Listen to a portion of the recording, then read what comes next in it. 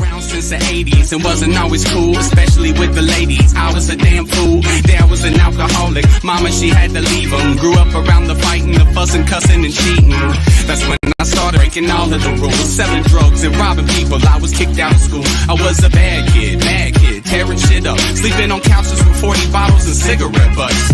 Years go by and I got sick. Stage 4 lymphoma, how'd I get this shit? Lucky to be alive, so I changed my ways. I'm on that good life tip today. I'm looking for the good life, good life. Sitting on top of the world, I wanna be shining like diamonds and pearls. I'm wanting you to go there with me, girl. I'm looking for the good life, good life. Baby, we can have it all. We can make love by the waterfalls. I'm living that good life after all.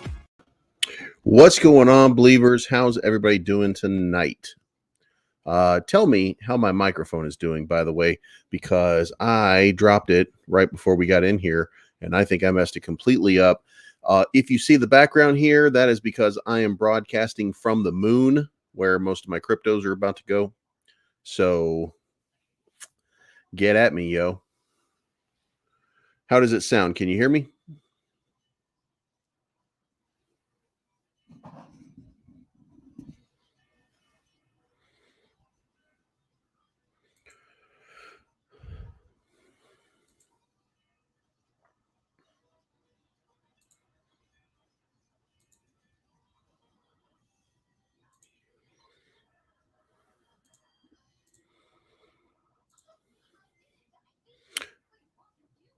All right, perfect. All right, so then let's get started. Tonight, I was supposed to be on a different show, but I don't even know what happened. So I'm just going to riff over here and see what happens. Right now, we got Saitama trading at 1278, like the disaster that it is playing out to be right now. Volt is going to drop 2 zeros. Yeah. So you're looking at Volt at, what do you call it? Hey, man, I love Bobatama. Let me do Saitama real quick here. 1278, guys. You can see this right here. This was 150 ETH buy, and look what happened. Instead of getting any sort of inspiration or aspirations to move to the upside, it just created a constant and almost debilitating sell-off to that price action. There's just nothing that Saitama can do right now. Everything that it touches is turning to shit right now. So, I mean, YOLO and good luck to him. Volt. So Volt's at 49.77 right here. You can see right now there's a little bit of a sell-off happening. It's been trending sideways for the last bunch of days, so you never know what's going to happen here with Volt. I'm sure that in the next I want to say, and I want to put it down into like a couple of days, that it's just going to go absolutely crazy, because what it tends to do is it hits one of those down buttons, right? And then it just bounces its way right back up. So, we'll see how it plays out, but this is what you get after people have made their money. They've made a good amount, and they're waiting for that next big leg up. Sometimes they get a little nervous because they see something like Bobatama just absolutely popping off. And for anybody who, by the way, watched Bobatama's AMA, I finally know some of that ghost wallet stuff. So now I'm starting to understand a little bit more about it, and I feel a little less insecure. I think some of you guys saw me the other day talking about, I was worried about, like, how can you actually do something with a ghost wallet? And then it was my understanding that, Abe, since you're here, do I have this right? So if I'm in a ghost wallet, or if I have enough Bobatama, which I believe it was Mary who said that you hadn't decided how much yet, but that once you decided on the amount, that you would be able to use a ghost wallet, and instead of your address, it would use something like the Coinbase mask, or it would use something like a Binance mask or something like that. Is that right? Is that how that works?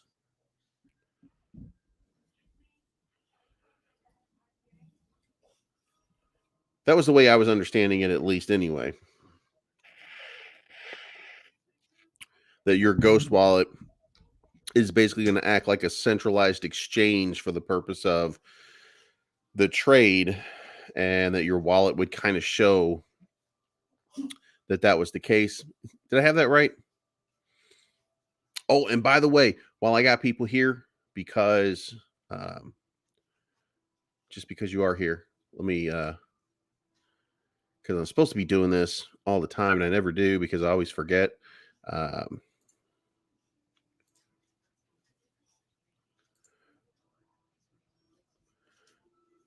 Boom. Bleeves Crypto Designs. Guys, just in case you are wondering, there are shirts right now showing the Bleeves effect always being right. Nothing on the back. These are on the front. And what else did I have over here? I want to believe shirts. And you can see them in all kinds of different colors over here. Pink for the ladies, even though it's a dude shirt. Check it out. It's Bitcoin. I want to believe Bleeves Crypto on YouTube. You can go find this on my YouTube channel. But I had fun making it. So there you go.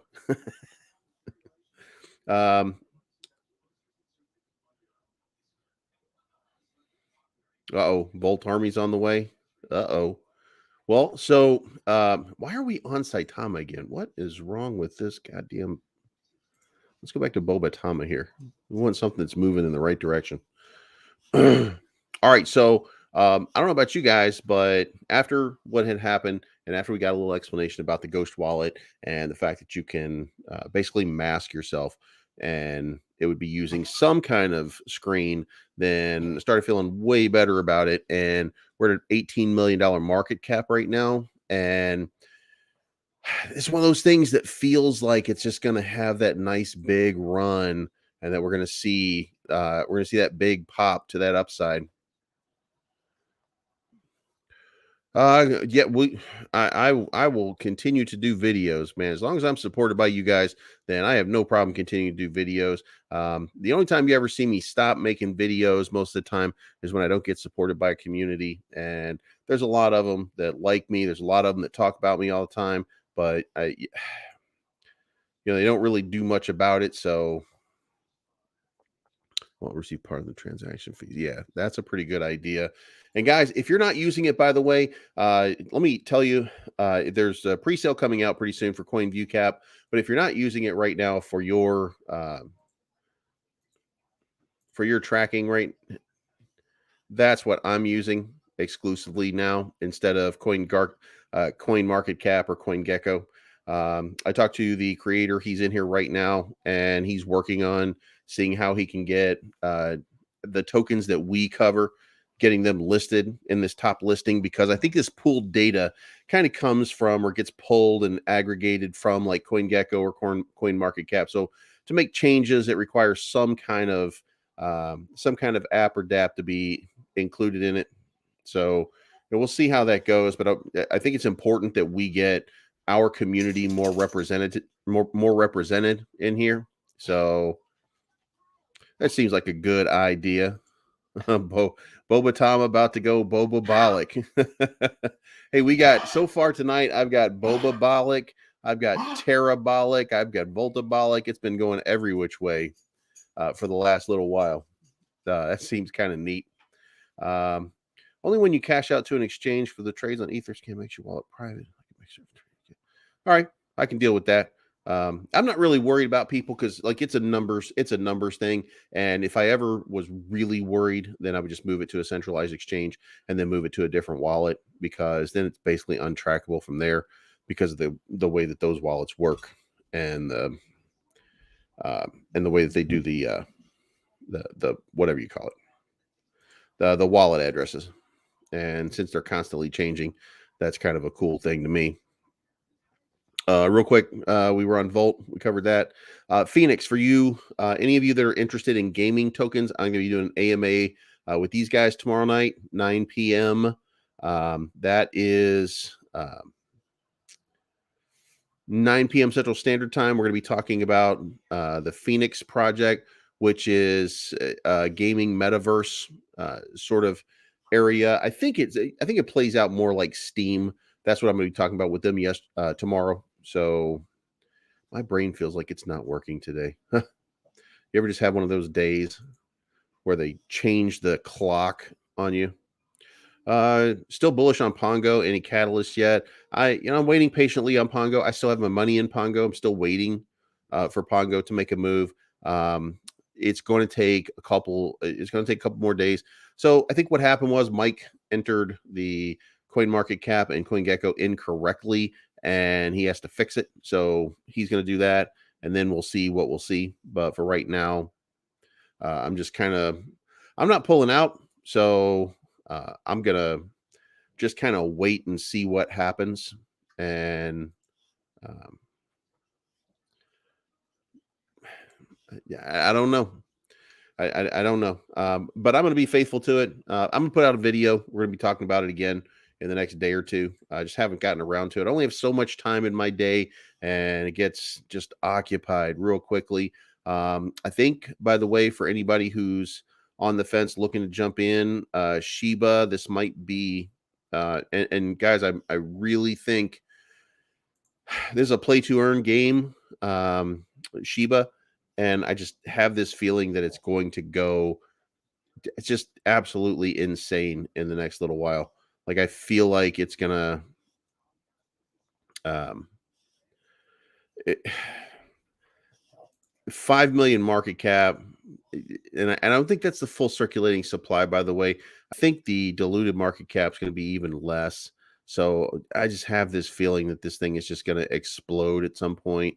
And since it's a metaverse, since you can earn money at it, a 5.2 million dollar market cap is probably just not going to maintain for very long. This will be 50 to 100 million in pretty short order. So if you haven't gotten in, it's going to be a time to get in on that one. Luna 1, I keep getting the Luna 1 project keeps coming to me, not because they're approaching me, but because I just and they have approached me, and I haven't told them yes or no yet. But like I keep getting people talking about Luna 1, and I'm kind of interested. And I thought the same thing as you did. But I've already got those 8 plays right now between, like, I'm spread out between Terra, Volt, Bobatama. I just got into this new one. It was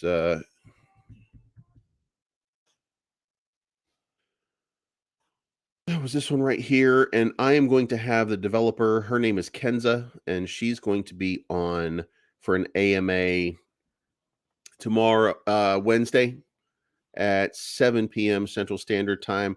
But I got in when I first started talking to them 2 days ago. I got in down here, so I'm feeling real good about my position right now. I was feeling better yesterday, but it started to move back to the upside yet again. It's only got 374 holders, 782,000 market cap.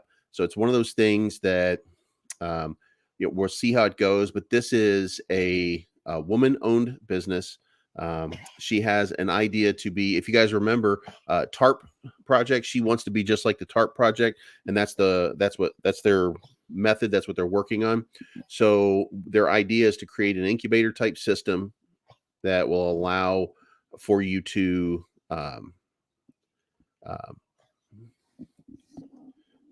how do I say this? You can go into their process, and then you are required to put in some liquidity, just in case. It's kind of an anti-rug measure. Dude, you got to walk away, Papa. And it seems like a great opportunity, or at least she wants to, and she seems very passionate about it, that she would like to turn this into something where she's like, just like Justin over there, that she's like an auditor for these kind of projects. So that one seems like a kind of a neat premise there. Then what else did we have? I made a couple of calls today. Oh, Shiba Doge. Just so everybody understands, Shiba Doge is going to be listed on Bitmart tomorrow in 2 days. If you're looking to make a play, here you are sitting at around 331. They'll be listed on Bitmart in about 2 days. The announcement will come out from Bitmart, and then they'll be able to start trading in a couple days after that. Then once that happens, they're still having the space charity event, and they're going to have a 3D hologram of Elon Musk, which is just crazy kind of stuff. Yeah, GOAT token. I heard about this. What was the name of the corporation that they were signing the deal with? Like, I didn't know. I knew something was going on with them, but I didn't know what it was. It just seemed like one of those things that was coming out of nowhere, and I have no idea what was going on.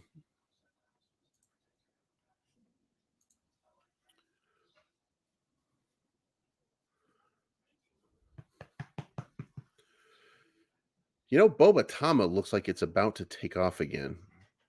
Are you guys getting that feeling too? Like that green is starting to move upwards. Oh, they haven't released a name yet.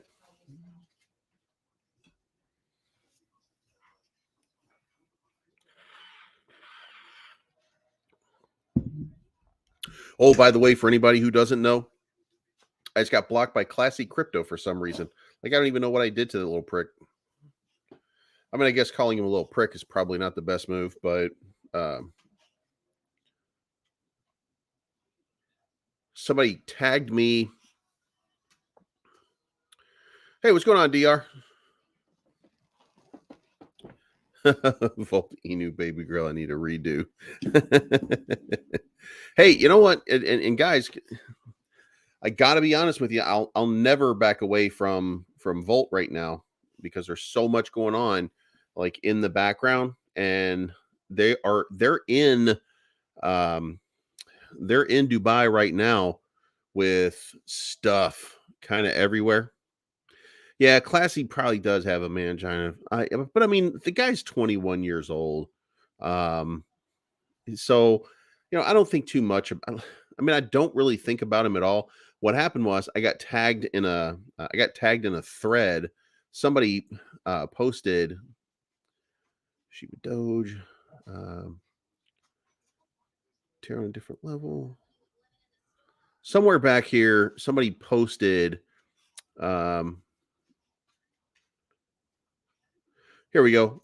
So I get on this thread right here and it says lots of good ones. You're missing also some good ones. And then it's Awesome Austin, Crypto Journey, me, and Zach Humphreys. And now then I realize all of us have said something bad about Saitama in the last little while. And then I see this is replying to Faltron, who also has me blocked. And then over here, I click this and I see that, everybody's following me except Classy. And then I think, like, I thought that something happened with Classy the other day and he was in chat and we were good. And then I walked over here and I said, oh, son of a bitch. So, yeah, I got blocked by Classy Crypto. So, in case you're wondering what that turd does. But, oh well. Just dropped another ETH in Volt a little bit ago. Yep, that's going on. Crypto Life, what's happening, man? Just dropped another Volt a long time ago. All right, so where are we taking this market, by the way? Like, I'm kind of nervous. I really, for those of you that follow me, I've been like really specific in that I thought that this thing was just going to start taking off and that tomorrow was going to be the big day.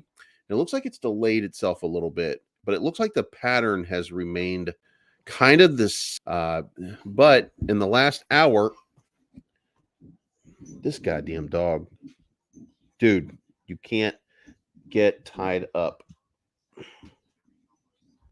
Good boy. This goddamn coughing and wheezing dog is getting on my nerves.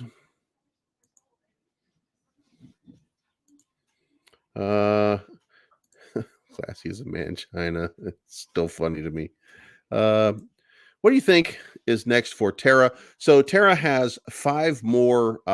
They have 5 more. What do you call them? Exchanges. They got 5 more exchanges that they're going to have pretty soon. So you know, it's there's a lot going to happen with Terra, and I'm pretty friendly with most of these people. So like I feel like I would think that they're going to be in the 5 billion range within the next couple months, just because I don't think they'll stay there, obviously, but I think they're going to have a run up to like 5 billion at some point, like very soon, where we're just going to see that crazy number pop out of there because you just can't avoid it. It's the same thing with Volt. Like Volt is going to have that enormous run. Hey, what's going on, Crypto Chick? Volt's going to have that enormous run that's just going to take it to a whole new level. And I think Volt's going to do the same thing. Like, we are in a great place right now because I think Shiba's going to do the same thing. Not Shib, but the Shiba game is going to do the same thing. Classy's in the bag for Saitama. Classy believes that if he plays good and he plays nice with Saitama, that he's going to get something out of it at the end. He doesn't know that they're just using him for an outlet like they used every single one of these guys. Now, by the way, just so everybody understands and knows, the only person that ever got paid from Saitama was Steve at Rocket Crypto. Like they didn't pay. They weren't paying Jake Gagan. They weren't paying Ryan Patrick. They weren't paying any of these guys. These guys were doing it because it got likes and it got views, and they were building up accounts. Like that's the lore um, for Saitama. Hey, Bleeves, are you still into Quantic? Can you maybe expand on how to be able to achieve such high AP? Give me one little bit to talk about that because that's going to be a little bit too much for right now. Pongo Inu. Pongo's going to take a little bit of time. I'm still in it, but we're waiting. If you knew the answer, please, could you explain the handshake deal for people buying the pre-sale on CVC and solar tokens for 30 days? I don't know anything about that, but I'd be good with that. I wouldn't mind. 30 days seems like a fair period of time to me. Volt paid Classy to do a video, and he's still fun. That's just because that's what Classy do. Like he's such a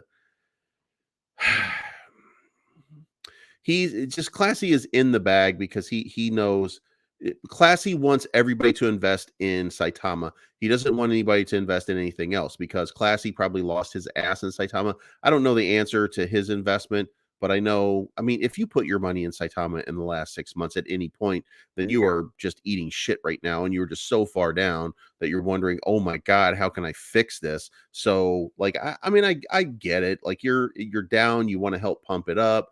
And those guys, that is like a cult of personality right there where they just, they're just not, their reality never sets in. Like I did a joking thing about one of their people the other day, and people were laughing about it. And I was showing people that what I did, like in the middle of a video, and they were like, "Oh my God, that's like spot on. That's exactly what she does." And then I saw like somebody had hacked her or something like that, and the only thing left was some psycho video that this woman had done. Like it was just crazy. Volt. Absolutely. I'm convinced Terra will go past all-time high in the next 2 weeks. I think it's going to probably be in the next couple days. It was Terra's been since Saturday. It was just up, up, up, up, up. So it's going to keep going. It's going to keep moving and keep moving and keep moving. But we'll be listed on all centralized exchanges. Buckle up. Yeah, guys, the one thing that you should never doubt, the one thing you should never doubt is Voltoshi, because he just keeps making new things happen. And every day you think you're going to get a pause, you're going to get a break from the action, and there's no pause and no break from the action. There's always just a little something that's happening. Pongo Inu forming a foundation, strong community, believe that rebound imminent. That's exactly right. That's why I'm not worried about my money in there.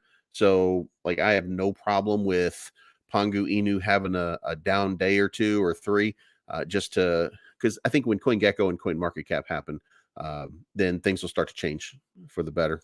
I'll invest in CVC blindly just because they'll give CMC a run for their money. So tired of the inflated bogus number. I agree. I want that thing to succeed so badly that what I just want is I want a large place where we can all go, where we're going to get what I would call trusted numbers, like where we know what our Bitcoin price is, where we know what our Ethereum price is, and where we can see Hex in the top 10 on that list, where we can see Saitama on the list if it makes it there, where we can see Terra on that list if it's in there, where we can see those in the top 100. Like, that's important to me.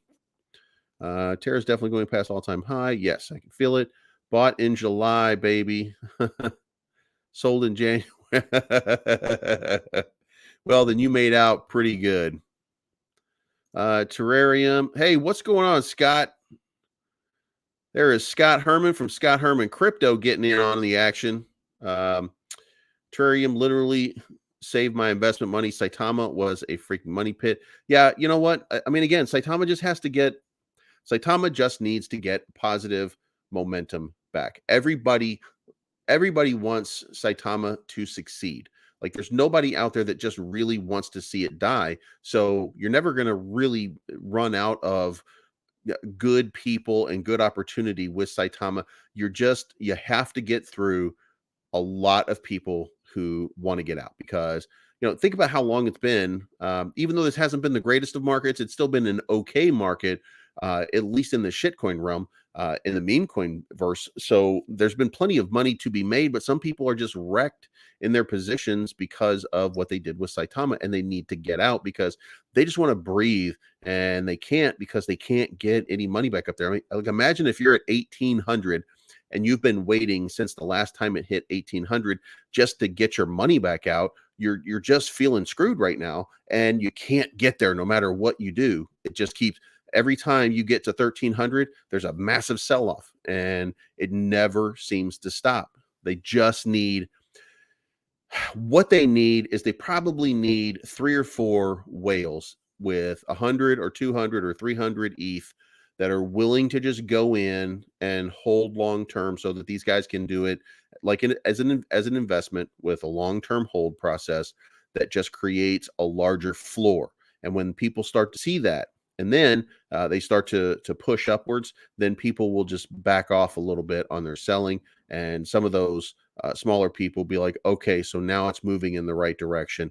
But I feel like there's just going to be a fight all the way. There's just always going to be that fight. Saitama just needs traction and results. There you go. I mean, like, that's the ultimate thing right there. It just needs to have that moment where people feel confident again. And it's been a long time since people felt confident. And just the other day, like, I think, and I think Scott probably knows exactly what I'm talking about. Like, I was feeling confident a couple days ago about Saitama, and then all of a sudden Russ is like, and we're going to drop the desktop before Dubai. Well, it's before Dubai, and where's the desktop? I mean, maybe it's 24 hours or so before. So if it drops tomorrow, then maybe that's going to be a good thing. But he just walked out after we just said so many times, like, please just stop doing that. And he just did it again. And now you just feel like it's not going to happen. So I just hope they get it together and they stop doing little things like that. I appreciate the love, Marty. They do need a centralized exchange. Absolutely.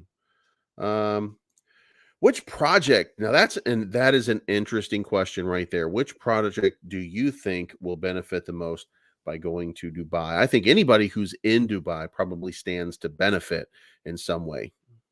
There you go. When Max does it, then it's going to matter. So I think that Volt is going to have that moment. I think that they're probably going to be well served. I think Saitama is going to be well served in Dubai. I think people like Rodney and guys like us who have problems with what's been going on, we all see Dubai, like, it's not going to move needles a whole lot. It's just another place where everybody can show off a little bit, but maybe attract some new investors and bring some exposure to the product. And I think Saitama probably needs it the most. And I think that this is where they go. and they've probably been working around the clock behind the scenes to get some king or prince to just put $10 million into it just to hold it up for a little while. Like, I really think that's what's happening. And if it works, then they're in great shape. Scott, there's an invite, by the way, if you want to come in. There's an invite in the group chat.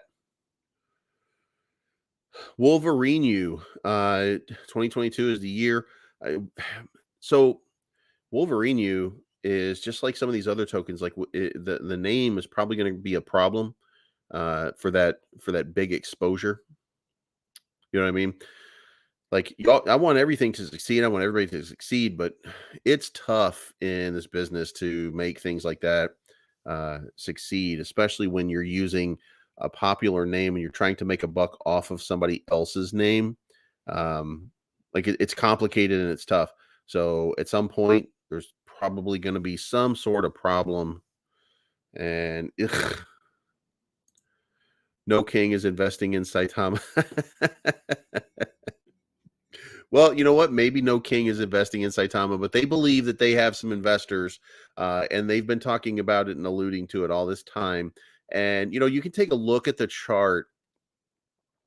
And one of the things that Rodney said that stuck with me for a while was, hey, you can't have, like, your chart can't be this low and you think that people are going to invest in you. But at the end of the day, what's going on, Scott? Yo, what's happening, man?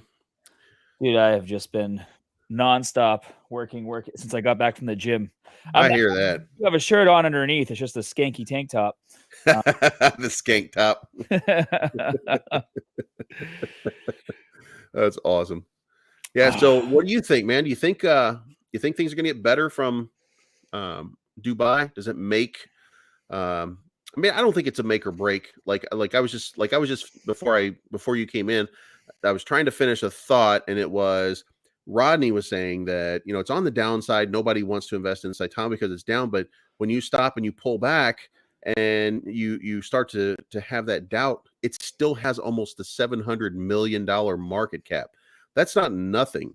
Like, that's not something that you don't want to invest in. You don't not want to invest in a $700 million company that has nothing but a wallet. It has nowhere to go really but up from here. I think the major issue right now is a lot of people are fixating on the broken promises, right? And that's a testament to, Russ and the rest of the team always on Twitter, tweeting, trying to keep the excitement there. And I understand that. I understand that from a business perspective. And I also understand because I've dealt with apps, with my own app for my fitness business. And like my app guy, he's like, oh yeah, it'll be ready. It'll be ready tomorrow. It'll be ready tomorrow. And then it's literally a month later and it's still not ready. Right. So crazy. You're getting information from the source that's supposed to have the information. And then you relay that information. Then you go back to the source and they're like, oh yeah, by the way, we need more time. So it's like you find yourself in this position where you say nothing and then there's no hype, or you, to the best of your ability, try to deliver the information that you're getting, but then some unforeseen things happen and then, it gets delayed. I don't know if you saw I did an AMA with the guys from Lucky Roo. I don't know if you got a chance to see that. I saw about 20 minutes of it because I was fascinated with the fact that was going to be the second specialty token that was going to be launched inside Saitama. And like I want to get into Saitama Realty, and I want to get into Lucky Roo. I didn't know, by the way, like a Lucky Roo announcement. I didn't know that. I knew Lucky Roo, but I didn't know that they were going to launch on Saitama until I think until you said it. Yeah, actually, until you posted that. My team and I, Costas and Jay, we've been talking to Lucky Roo since January. Yeah. And we had a meeting with them in January. They told us about, what they wanted to do with the token and what the plan was. And at that time, they said that they were going to launch through Uniswap. And then they said, maybe eventually we'll be on, another mask. We can't tell you which one it is, it's just, busting my balls. But it was very clear, like, they all wanted to get on Saitamask. And so since January, we've kept the conversation going, but more along the lines of just building a friendship, because Dean and Dez, these guys are just really cool guys. So, like, we just shoot the shit with them. Don't even talk crypto half the time. Just built like a really fun friendship. And then when they announced that they were going to launch exclusively on Saitamask and they were going to hold their liquidity, because according to Russ, they didn't really plan on doing any more tokens directly from the mask after Sata Realty. Like, there was no direct plan. But one of the reasons why Lucky Roo wants to launch now out of Saitamask and hold their liquidity there is because Saitama has dealt with a lot of those front run bots that they were talking about before. Right. And Lucky Roo, as you know, they're gonna have a weekly draw where, as long as you have a wallet that has about $500 worth of Lucky Roo, you're entered into this weekly draw, and there's 3 winners. And they said that they were just going to get absolutely wrecked from all the high gas fees and the front run bots on Uniswap to be able to do this draw and to be able to send this money out. And so now that they're doing it through Saitamask, it actually makes a lot more sense for them. And then we started getting into conversations on the AMA talking about, the hyper burn, and how if Lucky Roo is a gambling token, as good as you are at poker or roulette or whatever, 21, you're not going to win all of the time. Right. And if you're going to lose. You're going to lose. And so if you have to buy Saitama to then buy Lucky Roo to then gamble, hopefully you win sometimes. But, the hyper burn that's created from that, because unfortunately there's a huge addiction when it comes to gambling. That's why I don't go to the casino too much. I watch my grandma go every week and lose all her money, and I'm like, Grandma, stop going to Foxwoods, stop going to the casino, but gambling is fun if you can do it responsibly. And just think of how big that is, right? And they're also talking about getting into sports gambling. They talked about, being able to get involved with cricket. Is that what it is? Yeah, cricket in India.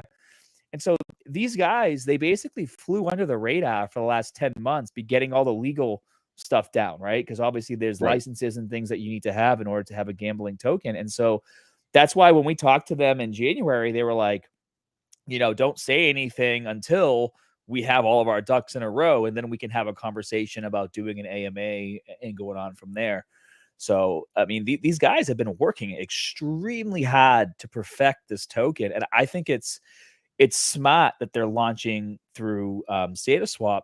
And, the problem right now, right? And I haven't tried in a few days, is that the liquidity needs to balance out on SataSwap, right? So like, I put like $2,000 worth of ETH in my mask, on my Saitamask. And I transferred ETH because I wanted to. My buddy Jay told me the transactions go through smoother if it's living in Saitamask versus connecting an outside wallet. And so when we were getting ready for Sata Realty, I wanted to be able to have that transaction of Saitama to Sata Realty from Saitama tokens that are living inside of the mask itself, just in case, there was any validity to that being a faster transaction than connecting to MetaMask.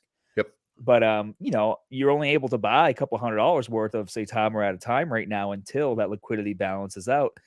And, people are still getting frustrated and getting a bit upset. But, like, this is still the infancy of the core structure of what these guys are trying to build. And if you take a step back and you really do see it, and Russ talks about this a lot. He talks a lot about how, just because the mask isn't working perfectly doesn't mean that, like, the team isn't working on Fang and they're not working on Wolfcaster Studios, and he's not, wheeling and dealing and do what he does best. And a big part of them being in Dubai is to obviously have the booth, but to have bigger conversations with people outside of the event. I don't know if Russ talked about this on one of my AMAs, but like, they actually have a point of contact to be able to talk to some of these big families or these people, high rollers, if you want to call them, in Dubai, because they won't, like, they're so old school. They're like, they won't just take a meeting with you. You have to have a representative from Dubai with you in order to even talk to people in Dubai. So they've already kind of established all of those connections and meetings, and hopefully we'll be able to see them or some fruits of that labor after this event. Like, I don't think, the event's going to happen and then all of a sudden you're going to see, to the moon just because they're in Dubai, but they're working, I think, as hard as they can behind the scenes to just kind of lay the stones of this foundation that's going to allow it to slowly creep back up. But like you Right. said earlier, there's a lot of people jeeting out around 12, 13, 14 because they don't, I mean, you can't really blame them, right? Like, not everybody's going to take the kind of time that you take. I don't blame any of them. Yeah, well, not everyone is going to take the time that I take or you take to really dig into what's going on behind the scenes to see, what's happening with Saitama. Most people are just looking at the chat, and then seeing the FUD on Twitter, and then, they end up getting scared and selling out of their position. And that's fine if that's what's best for you, right? But it's going to be a lot of like hype sell, hype sell, hype sell, hype sell until a lot of those jeets are gone before we can organically start to grow and go back up. Yeah. I mean, the biggest problem I think for a lot of these people is they overinvested into something that didn't get them let's face it. I made a lot of money swing trading Saitama back in late October, even through November, like through everything that was going on. I mean, that seemed like a gravy trail that would never end. I think it was almost 2 months where like you just knew it was going to go from 8,000 one day to 9,000 the next day, and then back down to 8,000, then back up to 9,000. I mean, that's 1,000-point swing every single day. And the more you put into it, the more money you made. And it was just on and on. It was predictable. It was easy.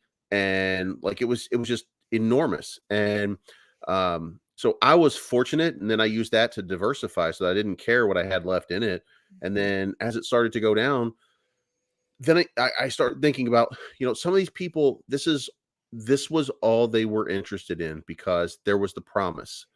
And I don't want to say that it is a promise every time, because it's not fair really to the developers to say that, but Russ is a salesman at heart. So when he's telling you stuff, he's telling you these things with a passion and a belief system in him that he thinks that he can move mountains and he can make all these things happen. And crypto doesn't really work that way.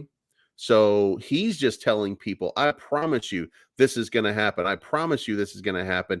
And then when he's not able to deliver, he's just got to take that heat for a while. And then those people, they got in based on that word, and they got wrecked because of that word. And that's why so many people have that problem. That's why so many people are going to get out.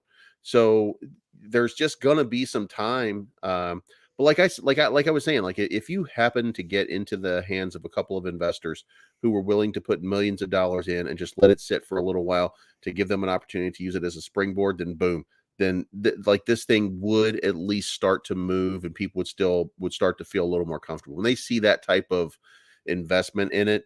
Then even the people who are just mad right now won't be as mad. And I've never been mad at the product or any of the only thing I've ever said is Russ has got to stop what he's doing, because he's over promising and under delivering day in and day out. Like and you can only do that for so long before you lose the trust. And there's always going to be this tight knit group of your core that's always going to be there for you.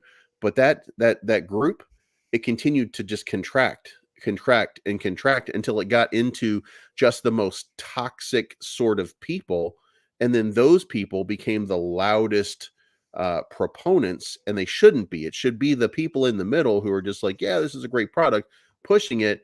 But then you got those crazy people, and you know who I'm talking about, all those ones. I'll post like a funny meme about Saitama like dropping the ball or something, and then they'll come at me and be like, why are you funding Saitama? I'm like, bro, have you not watched my videos? Like, like I'm just poking fun at the situation because that's what a normal person, rational person does. It doesn't mean I've sold my bags.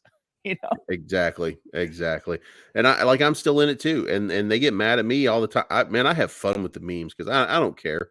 Like I don't need. I send them directly to Russ. I'm like, dude, check out this meme they made of you, and he's like, haha, that's hilarious. Like, and I know that he's not oblivious. Like like you have to be able to laugh when somebody does that. I'm on the moon, by the way, because Classy blocked me again. So now I'm broadcasting from the only place left. Classy. Why did Classy block you? I have no idea, man. I thought we, we were on either Sandstorm or on Rodney's show the other day. We were just talking crazy shit about Classy, and then he was like, "Oh, it's all good, man. It's all good." And then he posted something, and then somebody said something about like, "Why are you?" So I then, because I'm just so fucking funny, said something, and apparently he got offended because next thing I know, like somebody posted in a thread earlier on Twitter that all of these, you should be watching all of these guys, and I was in the list of all the guys they should be watching, and I looked at the list, and it was me, and it was Rodney, and it was Brad, and I was like, oh shit, this is not going to end well. And then I saw it was Faltron, and I knew that he had me blocked. And then I went to the rest of the list, and I saw Classy's name. Classy was the only person there not following me. And then I looked on Classy, like I highlighted his name, and it was just his name. So then I knew that little sumbitch had blocked me. So, oh well. Dude, like, I mean, you got to have thick skin, not even to be in crypto. Like, I come from a reality TV show background. Like, nothing bothers me. I could care less. I mean, the first round table that I joined, Rodney was there, and Rodney had just been on a spree of talking all sorts of like shit about me on multiple videos. I don't care. Like, whatever, Right. dude. Like, Who cares? you're gonna hate me one day, you're gonna like me the next day, or like I just started really, doing, YouTube crypto a few months back. I'm sure not all of you truly know like my personality and what I'm about 100%. I'm sure you have a good idea, but until I start to make the rounds and talk to more people and do more lives, then you guys will get a better sense of where I'm at with my head and, what I'm thinking when I make my videos. So like, whatever, people are going to talk smack about me. They're gonna say that I shill Saitama and like they can do no wrong. I'm like, look at my tweets. I talk shit. Like, doesn't mean I'm gonna sell my bag. I just look at it from a different perspective. Like I said earlier, like I still truly believe that these guys are gonna set out to do what they are trying to accomplish. And I think there's been probably more setbacks than that they would like to admit. Absolutely. And that's fine, but you're a lot older. I'm a lot older than most of these guys in the space. I've built businesses. I know what failure is like. I know what setbacks are like. I know that things don't always happen the way you want them to happen moving forward. So I guess I'm a bit more lenient. And touching on what you said earlier, that a lot of people like only have Saitama, right? Like, I watch a lot of tokens, so my emotions aren't fully invested just in Saitama. So if they have a bad day, and I just go look at another token that's having a good day, and then I do some trading or whatever. So when I first started, all my money was in SHIB. And so I made a lot of money there, but I would have made a lot more money if I wasn't so emotionally invested in them. I would have sold a lot more at the top versus the amount that I did, but I was still new. And again, I had that emotional attachment to that token at that time. But these are all lessons that you learn from trading, from taking a hit, from making money, from making the wrong decision, from getting rugged, from getting honeypotted, right? Like, these are lessons, just like in real life or in business, you got to learn the hard way. Yep. It's very difficult, especially like, if you ever go, do you ever go to Telegram? Me? I'm on Telegram 24/7. Telegram is just one of those places where you start realizing, oh no, like things are not going the way that you want them to go. Because you see so many people like, and I can't tell you like how many people just reach out to me constantly, and they're like, I just got wrecked on a token, and it's all the money I had. Yeah. How can you do that? You invest in a token and then you go to their Telegram group and it's full of like, we're going to the moon memes, and you let that get you, I guess, hyped up and excited, but you're not reading between the lines, Yep. Yeah, I agree 100%. I always tell people whenever they invest in a token, I'm like, go to the Telegram group and see what's really happening, see what people are talking about, see if the devs are there. And even if you do that, you can still, eat shit on a token. A few weeks ago, I talked about a token, Magic Inu. And Yeah. I'm thinking you might have seen that one. And I posted about it on my Twitter, but I didn't post like, hey, this is a gem, buy it. I just said, hey, these guys look like they're doing something kind of cool. I'm going to check them out, do your own research. I wasn't like, buy. And so I kept track of them. I invested a little bit of money. I pulled a little bit of money out. But what these guys did is they set up their first voice chat on Telegram for like 5 p.m. the day they rugged. And so as soon as the voice chat went live, they fucking rugged the token, which is like classic magic, right? Misdirection. Oh, Hey, go to the man. voice chat while we rug your ass. Yeah. And I was like, motherfucker. And dude, and these guys wanted me and Pop to make a video. And Yeah. so me and Pop are talking, on the sidelines. And I'm like, I sent the contract to Moonshot. He says he doesn't really like it. I told them, I'm like, hey, I'm actually the one who probably caused them to rug as quick as they did. Cause I said, hey, I'm sending your contract to Moonshot because I'm not getting it or talking about any token until I get his approval first. And so then he's like, hey, yeah, we have all this amazing news dropping at our voice chat, blah, blah, blah. And then he runs, That's crazy. Dude, it's crazy, and that's why it's really important to be on your toes, even if a project looks promising. Because what I said, I remember what I said in my tweet. I said, these guys are implementing a paid to shill reward system, which I thought could be cool. But then what ended up turning out to be is that was kind of like the next scam. So if you saw a token coming out with a paid to shill as a part of their tokenomics or their roadmap, you're like, that's a scam for sure. That's something that you want to have on April 1st.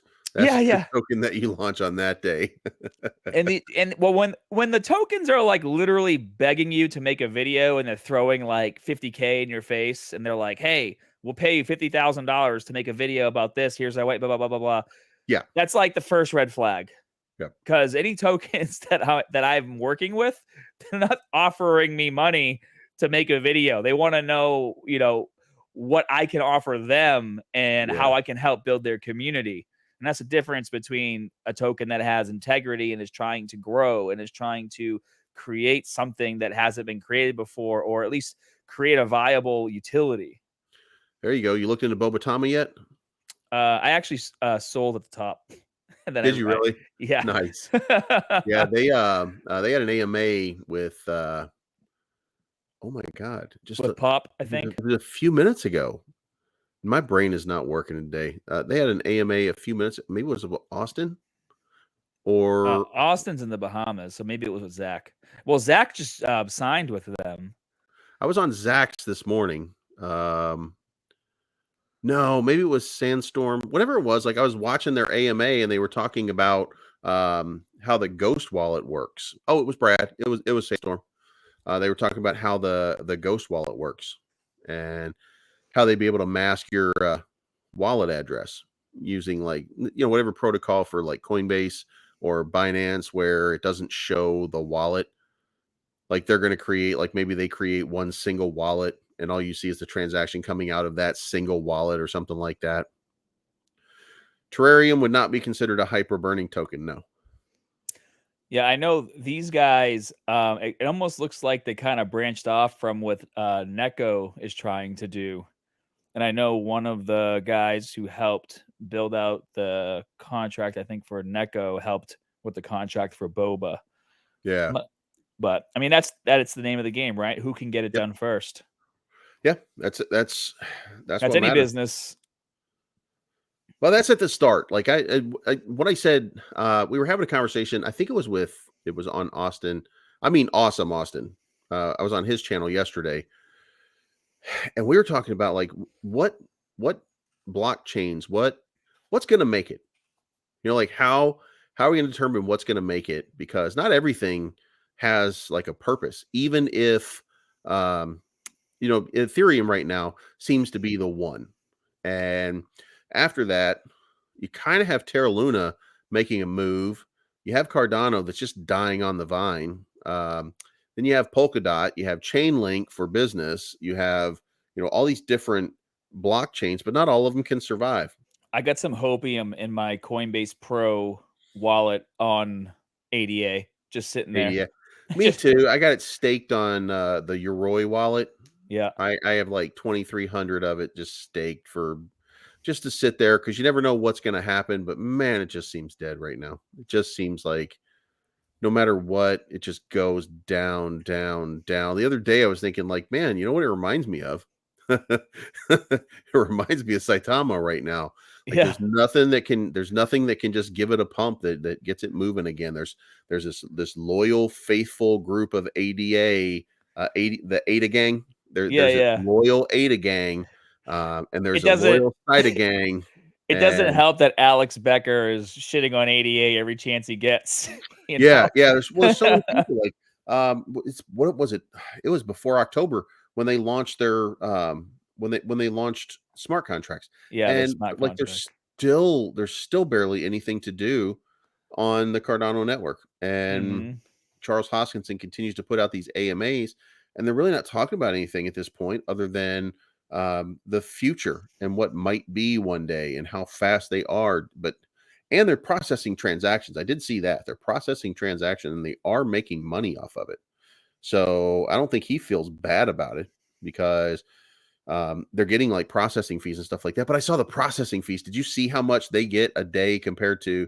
So um, Ethereum at one point they were showing like the Ethereum transactions and it was like hundreds of millions of dollars being split up amongst everybody, and it was like 30,000 on Cardano. Oh, wow. But that entire 30,000 is going to the Cardano team. So $30,000 a day is not horrible, especially when you don't have anything running. What if you start getting stuff running? You know, once you start creating some activity on that network, then you know it's probably going to blow up. Like I that remember whole seeing some chatter. I know BitBoy talked about, like, he always kinda like, he's ADA gang. oh, yeah, he alluded to, like, Ada doing stuff with Tesla. I'm not sure if Yeah. anything ever came to fruition of that, but He's got the inside scoop on everything but the truth. I mean, if it don't were we up to him, we'd have 100,000 Bitcoin right now. We would have 16,000 Ethereum right now. The market cap in the market would be $4.5 trillion right now. If everything worked the way he said it works, then that's where we would be. Like he has a big disconnect with, and I know where it came from. Like I get his, one of the bad things is like, I like his, he's an entertaining guy, his but I show is understand where his definitely high delusion comes production. from. He's got a delusion, and that delusion comes from, well, if we went from 100 million to 200 million, and we went from 200 million to 400 million, and then 400 million to 800 million, then all I have to do is do the math, and I can figure out that we're going to go from 2 million to 3 million, or 2 trillion to 3 trillion in this period of time. But that only happened we've reached a point of saturation where it's going to be difficult to create further market penetration. And he didn't realize that. So he thought because we got that stimulus money and that tax money last year, that pumping the market up to 3 trillion was just easy because it went to 2.7 trillion back in April, I think. I think around April, it was 2.7 trillion. And I think he felt like, wow, it's really happening. And then, of course, it crashed and it was all the way down to 1.3 trillion at one point. Then it came back up and it actually hit 3 trillion. And I think that he thought that it was just going to keep going. Like this was just the start of this new leg up and that we were just going to be in this constant bull cycle. And like, you know, a lot of people just don't understand that the money doesn't exist in the investment space like they think it does. Like we've already reached that spot where there will be more money, but there's got to be reasons, and there's too much fighting. Like what was it in Europe today? Um, in Europe today, the talk was about just getting rid of getting rid of Bitcoin for a while from the European Union. Oh, wow. That's nuts. Like they had a vote today to ban Bitcoin, and the vote was 32 to not, um, and 24 to ban Bitcoin. That's a lot of people that want to ban Bitcoin in the European Union, and the ruse and the guise that they're using right now is because it's proof of work and because it uses so much. It's so labor intensive. It uses so many resources, and countries like Turkey right now and Romania right now and Ukraine right now, they have such large mining places that they're just burning through a lot of electricity. And, you know, I mean, I think the best thing to do, I mean, I hate to say, the government doesn't need to be involved, but man, can't we get somebody like Elon to just shut the fuck up for a little while and just take this shit out into the desert and turn it into Bitcoin mining farms and just create a token, let people invest in it, I and then love share how the wealth with them. I love how people talk about, the carbon footprint or whatever, and then you go look at what it takes to mine lithium, for these Tesla Yeah. batteries. And they're like, "What? What do you mean it's like 10 times as big as a regular coal mine?" I'm like, "Just Yeah. go." It's just, people like to virtue signal. They don't like to do research. They just Yes. like to see what's trending and then make themselves a part of it. That's why our society today is so annoying. That's why TikTok is so annoying and Instagram, Yeah, you because the know. lowest common denominator now has an opinion, and other lowest common denominators can share it. Whether you're a crazy person who's on one side who doesn't know at what level steel starts to lose structural integrity, and you think that 9/11 is an inside job, or you think that the cops are killing everybody because of skin color, like there's just two extremes, and they have too big of a voice right now. The problem is they've always been there, and they're always gonna be there. We just I didn't have say to hear them before. I say that to my wife all the time. I say, "This is what happens when you give stupid people a voice," you Right. know? That's And exactly and what it happened. Yeah, and if you get mad about that statement, I mean, you might be one of those people, unfortunately, that doesn't use your brain before you open your mouth. It's just the way it is, man. Like, it's just so true. You need to be able to be a rational thinker. I mean, where do you live, Bleeves? What state are you in? Chicago. Oh, okay. So I'm in Florida. I love Yeah. it here. Florida is like buy more guns and ammo. Don't wear a mask. Doesn't matter if you're Well, you vaccinated or don't not. have the Florida accent. Well, because I'm from Boston, Yeah. which unfortunately used to be like when I used to say I'm from Boston, it was badass. Now it's like if you live in Boston, you're a snowflake and you do whatever the media tells you to do, unfortunately. So Yeah. glad Well, I'm down you know here. what? We're conditioned. We're conditioned for that. Oh yeah. We're conditioned to get our information from the news media. It used to be that the news media was conditioned to work for peanuts, and then we started telling everybody you had to have a college education. And when everybody got a college education, they got a media education. They were like, "Hey, you're going to pay me like a fucking star because I'm a star." And the next thing you know, you've got all this money going to media personalities just to do Mhm. newscasting and stuff like that, because it used to be that the news was bred from people in poverty or in middle class, and then now they've priced themselves out of the middle class. I mean, look at how much money. And I don't want to call him a journalist because it's not fair, but like say a Don Lemon or a Chris Cuomo or a Sean Hannity or a Tucker Carlson, none of these people are journalists. These people are just like these are op-ed opinionated people who are putting together a show every night to attract an audience by a group with a belief system. They're not doing news anymore, but they're on the news channels during the news cycles. And so many people just get all of that confused. Like when you watch Fox News, you find that it's a little more critical of things than you ever think it is, because there's so many talking heads that are saying things that might be considered crazy to a group of people. Then you look at MSNBC and they're not as liberal as you might think when they're giving the news, and then you get the talking heads that come on after, and then they sound like whack jobs. Mhm. And you don't in the prime time where you should be getting your news, you're not getting your news anymore. You're getting Rachel Maddow, you're getting Chris Cuomo, you're getting you're getting all these extremist people instead You're of not even getting getting you're not even getting what's happening. Like no one's even talking exactly, about you're not even getting news anymore. there's You're like just an getting it. 84-mile caravan heading to DC and don't you're not even talking about it. You're getting it filtered through a bunch of college graduates who needed safe spaces not too many years ago because they didn't want to be offended by things that make them uncomfortable. Like that's where our news media has come from, and that's why we're in the situation that we're It's in time right now. it's time to stop being polite and start getting real. I saw something not too long ago that was really it was really interesting. The profit motive of the media. Like Congress at some point has to address the profit motive of the media without becoming state sponsored TV.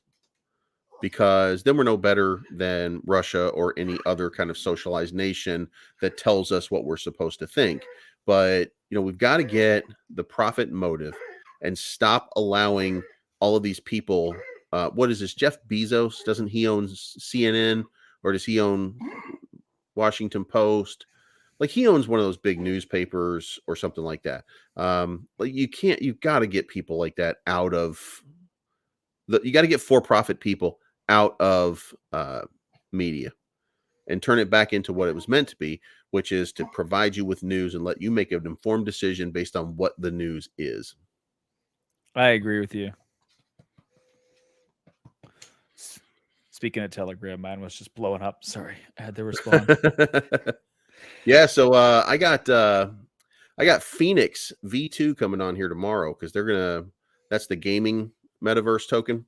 Oh yeah, around here, and then tomorrow, then Wednesday, I've got this new one. It's called Hirokagi, and they're trying to be the new Justin and TARP on the Ethereum blockchain, and it's a woman. It's one of those women in crypto organizations where she's trying to be like the tiger mom, so to speak, of crypto, where she creates an incubator system where new tokens can come in and add some liquidity into their hub, and then that way it will be like a proof, like that you can get a stamp of Hirokagi, whatever they're going to call it. It's going to be a hero stamp, I think.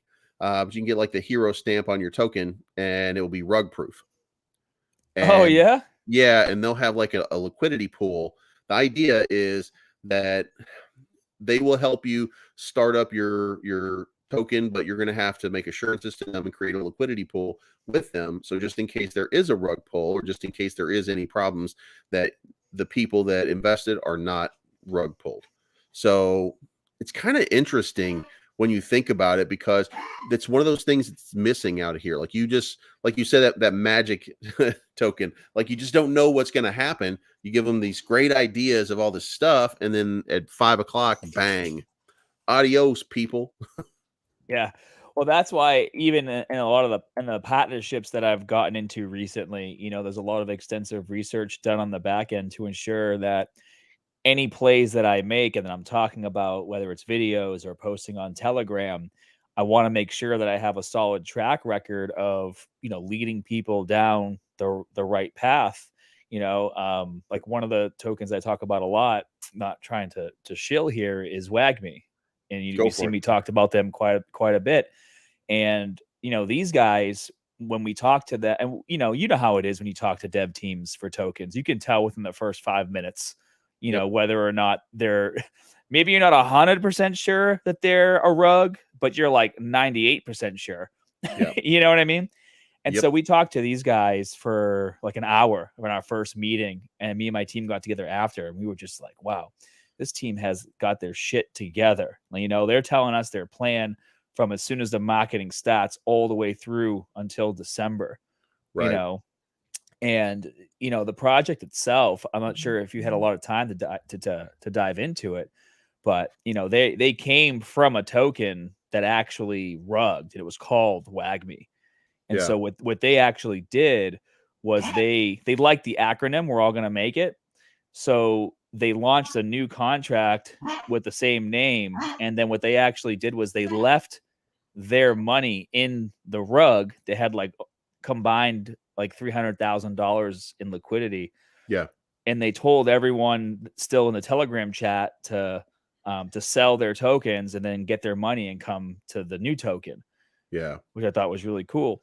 And then they immediately signed a contract with Cubics, 12-month, $500,000 contract. And they got started on their game. And then they kind of just put their heads down, and they didn't do any shilling, didn't do any promoting, didn't reach out to anyone for marketing. And they said, we'll do all of that once we're ready to start launching this thing. Yeah. And that's what they did. And I was like, wow, you don't see that in the space. Normally what you see is the token launches, there's a lot of hype, the chat pumps, it dumps, it levels off. And then when they need money again, they launch their NFTs. So they can get an injection of money and then use that money to either, pay their bills and keep and rug, or maybe put it into a game that they're developing, whatever that might be. These guys, they're like, our game is ready. We're launching the MVP end of March, early April. The Genesis NFTs are coming out about a week to 2 weeks before that. And the full version of the game is going to be available to the public by end of April because we already did all the work. It's ready to go. I was like, oh, well. Nice. Do the NFTs have a use case? Yep. So the NFTs are going to be their Genesis NFTs. The first main use case is if you hold one, you're going to be able to get into the MVP version or the beta version of the game and test it and play it. And then after that, basically every single month they have it planned out from April to December. They're going to be releasing new in-game assets like characters, power-ups, different stages, all these different things. And if you hold that Genesis NFT, you're going to be able to get all of that basically, or a good portion of that for free every single month. Yeah. So there you go. So Saitama's in the MMA real estate and gambling business.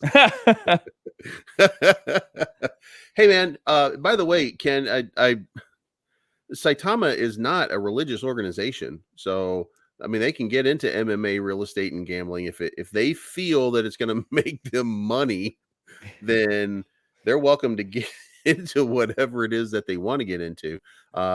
I wasn't impressed with the announcement of the Eagle Fighting Championship at first because I didn't know anything about it, but then I saw that it was Khabib, and I thought, no big deal. And then I saw their little round table, and they had Chael Sonnen, they had Henry Cejudo on, and I was like, oh man, they've got some serious muscle in this round table that they were doing.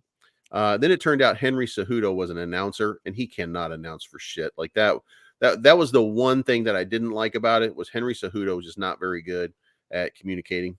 But other than that, I thought they put on some good fights. I thought they had a great, and it looked really good to see that Saitama logo inside the ring. I agree. As far as real estate, go ahead. Well, I was going to say, even with the fighting, the MMA, I mean, my buddy was saying like, oh, this isn't really a huge organization. I was like, yeah, but their foot's in the door. Right. And again, this is all about laying down that foundation. You don't just go right into UFC because reasons, like get that foot in the door, right? Get people interested, get people invested. Maybe they're going to have some sort of payment system with the app that's going to be integrated with something with the Eagle Fight Club, whatever. I don't know, but like they're getting their foot in the door to lay the foundation to bring about bigger opportunities. And if you're used to putting in the work when it comes to building a business and you understand that's what it takes. And again, I agree. It was great seeing that big Saitama logo in the middle. That's a conversation starter. What is that? Why is it there? What the hell is this friggin' dog, guy wearing a dog hat doing in the middle of this ring? What is that? Gets people talking about it. Got people talking. Absolutely. I think the important thing is, like, I hope, and I know that I'm probably getting ahead of myself, but now that they're doing that, it would be nice that if they created something that's inside the app that allows you to buy those pay-per-views through Saitamask. And that might already be happening. It might already be happening for all we know, and then you take that a step further, like partnerships with places where you have to download Saitamask, or you make it an incentivized thing where you can download Saitamask in order to purchase something using Saitama that you might need. You know what I mean? Like that pay-per-view. A pay-per-view is a great example of it, but movie tickets. Like, I don't have a movie in mind or anything like that, but movie tickets can only be purchased through Saitamask for some special midnight showing of some movie somewhere, or something like that. Get people involved and start to create uses for which people need to buy Saitama in order to use it. Like, start that hyper burn. I saw one day that I think Russ announced that they had burned 13 trillion on the first day. When was this? That is an exponential amount of burning on that on the first day that Saitamask was actually working and launching and trading was happening. That they had just an exorbitant amount of burning on that first day. The volume came way down after that, but that first day was 13 trillion Saitama burned. Oh, wow. That's If a you lot. right, and if you can That's like imagine, if you build on that 150 grand, ecosystem, 160 grand. well, that's over 30 days. You're talking about 400 trillion at least that would burn. Wow. And then as you pick up some of that stuff, then you would start to see these things just like that could like if you get people interested in trading on that wallet, then things could get really interesting really quickly. But it's going to take, I mean, it's going to take some effort. It's going to take some work from them. Um, but cutting down that circulating supply and creating more demand is not going to serve them wrong. As a matter of fact, do they have like the t-shirts and stuff like that? People seem to be making their own. Like I barely ever see a place where you can just go buy Saitama gear. Um, like I think that needs to be more of a thing. Like that site of market, like get it up and running inside that app.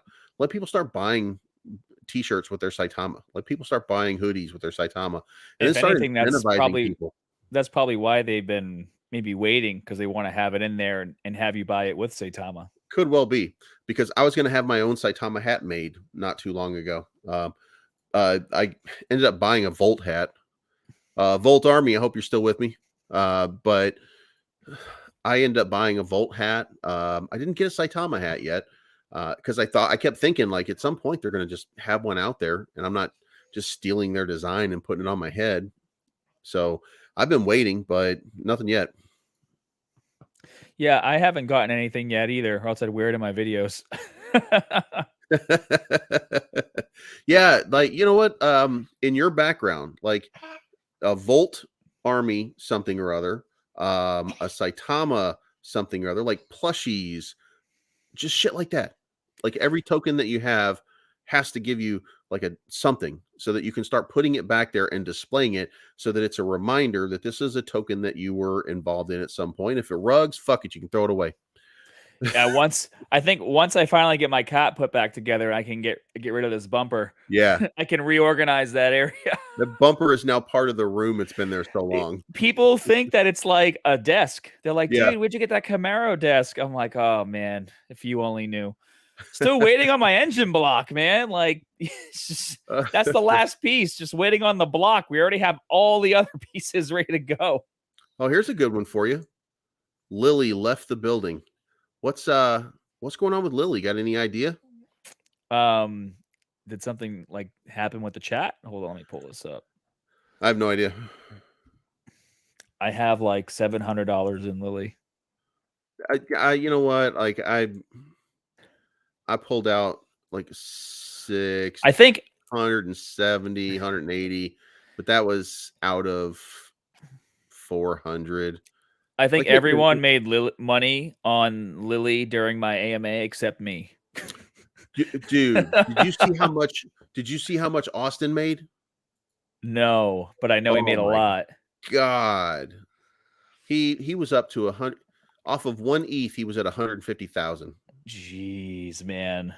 And when it settled, when we were on when we were doing one of those Thirsty Thursdays, and he was pulling it up, and he's like, it's worth 100 right now, 100,000. What the I think Europop might have gotten closer to like 300,000. Oh my god. I was like, hey, I was like, what the hell? I'm the one, going live and, showing the contract when it was on the website. How come I didn't get a piece of that? Hey, by the way, did you happen to see my Bobatama video the other day? I know. I hope Abe, go look at my Bobatama video, because I had so much fun. Like, I was trying to put it together. I made a video of I was doing like this, only I was off to the side like this, and I'm like, so I can't get away from Bobatama. Bobatama's everywhere, and all of a sudden I had him popping up in the background over here. That's awesome. And I was like, oh god, he's right next to me, isn't he? And I just looked over at him and stuff like that. Like, I was trying to make the video fun, just to, because dude, if people enjoy stuff and people see stuff like that, then people are gonna buy, because they're gonna be like, okay, this guy at least put in some work for it. So, I'm gonna throw some money at these guys and see what they can do. You gotta have fun, Yeah. like Yeah, we're here to obviously invest and all that, but you gotta have fun. Gotta have fun. Right. That's why I'm here. I think I have a There we lot of go. fun. Yeah, that was just I can't tell you. Like I had so many ideas. Like I even told Abe, I think the day before, like I'm working on this video and I got these ideas and I'm working on them and it's taken me forever. And then I started cutting together and I was turning boba into like this moving thing, but it just looked so bad that I couldn't get it right. I needed somebody who could turn boba into something that would blink and stuff like that. I didn't have it at that moment. So I just had to go with a basic prop, but it was pretty funny. I'll have to check it out. That sounds really fun. Yeah, that was I got some of these tools that we've got that we can do these videos with. Like this right here, I don't even have a background. I don't even have a green screen behind me, and you've got the earth and the moon behind you. This is actually a green screen right here. It's a retractable green screen. It's like Yeah, literally, that's what I I need. open it and it just goes right up. And Yeah, then I'm able yeah. to do it. I have one, and I think I have it in my trunk, but it was just kind of weird and not. Hey, I'm bringing in T Hobbs. What's going on, man? Hey, what's going on, brother? How y'all doing? Can y'all hear me? Hobbs, this is Scott. Scott, this is Hobbs. Hey, nice to meet you, man. Hey, what's going on, Scott? Just chilling in my fluffy sweater. Chilling. Hold on, man. We're all quite comfy. Yeah, man. I got my DD214 sweater on, man. You know what I'm saying? Yeah, I earned this sweater. This is from my daughter. She for passed your daughter. away about 9 I years heard, ago. man. Yeah, I saw that actually in the I saw that in the chat. Man. Sorry to hear that. Yeah, it's sorry. terrible. Yeah, it is, man. I have a daughter. I can only imagine what you went through. Yeah, my wife and I, we share a daughter. I mean, we share a son, and then we both had older kids. So it's like I got a daughter, So yeah. I know the feeling, man. I was like, man, that's tough. But man, yes, it is. But yeah, on a brighter note, man, I'm over here and I'm making content for tomorrow, and I got Vote Inu up for TA, man. Nice. And a lot of people in my chat today were asking questions about Vote, and I sent them to your channel because I was like, look, man, I'm a TA guy. I read the chart. I read the chart. Yeah. I let Bleeves give me the info on Vote. So what's the 411 on Vote, man? So there's gonna be 2 more exchanges announced pretty soon, and we got 7 more days, and the Volt game is gonna come out. Now, when the Volt game comes out, it might take a little time for it to get a little traction, but it's gonna be a game changer because what it's gonna do is you will be able, like, I'll be able to come in and play as Volt. You'll be able to come in and play as, let's say, you're gonna come in and play as Shiba Inu. And then Scott's going to come in and play as Saitama. Whoever wins, the Volt team will buy tokens on that, whichever token that is, and then burn them and send them to that dead wallet for that token. Okay. And when does the game actually an additional drop? burn mechanism for every token that is participating. And I don't know the technicals of how people are participating. It could be like an involuntary thing, where you go in and you attach your wallet and you can play with any token that you have. Okay. And you can win Volt, or whatever it is that you have. I think because what you can do is you can take all the stuff that's rug pulls that are in your wallet right now, and you can convert them over to Volt tokens. So I assume that what that means is you're going to attach your token. You're going to like, let's say you have some old Mayobu or Ryuzi or one of those old crazy tokens. You know what I'm talking about. Mononoke. Right. So you can play with your Mononoke and you can turn them into Volt tokens. And then when you win Volt tokens, and those convert over to Volt tokens. Now, there may not be too many of them, but gives you an opportunity to win those. Okay. Instead of the rug pull tokens you have. And then they take the rug pull ones and they just dispose of those. And then, like, let's say we're having a race here, or we're having a fight here, whatever it is that the mechanism is. And let's say Scott wins. So Scott wins whatever crypto we're putting up, which, let's say we're putting up $1 billion each. And then Scott wins and he gets all of those. he gets maybe those tokens, and then because he won, Team Saitama has won, and then they're going to go buy 1 billion tokens off of Saitama and then send them to the burn wallet there. Okay, so you, the player, doesn't actually receive tokens. So I think it's going to be, well, you can, no, because it's going to be play to earn. You're gonna get individual tokens, Okay. but I think over the course of the day or the week, I'm not sure how they're going to do it yet. Again, details are still scarce until they come out, but they're going to be happening where like there's going to be some sort of mechanism by which a team's going to win and their tokens are going to get burnt. Okay. That's pretty cool. No, that is pretty cool. I know. I mean, that's kind of game changing when you think about it. Yeah. So what's happening with Volt? Volt is going to explode at some point. There's plenty of different little pieces of catalysts that they keep putting out that keep creating this building tension, this building tension. And when they hit one of the right exchanges, it's just gonna go crazy. Yeah, I have it on my list for TA videos, and I have it up right now. Actually, I was looking at the chart tonight, and I mean, basically all of the cryptocurrencies are basically doing the same thing as Bitcoin right now, kind of in that consolidation phase, and pretty much everything's kind of breaking to the downside. But I kind of like giving the people a little bit more of a roadmap to purchase. You know, like instead of that old way of thinking is like, oh, it's going up, you know, let me rush in.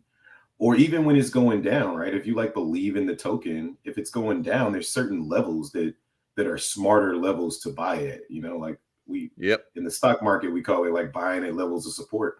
And I just feel like in the meme space, people aren't really doing that. You know, like they don't really know how to do that. So that's kind of like what my channel is all about, man. Just ape in, ask questions later.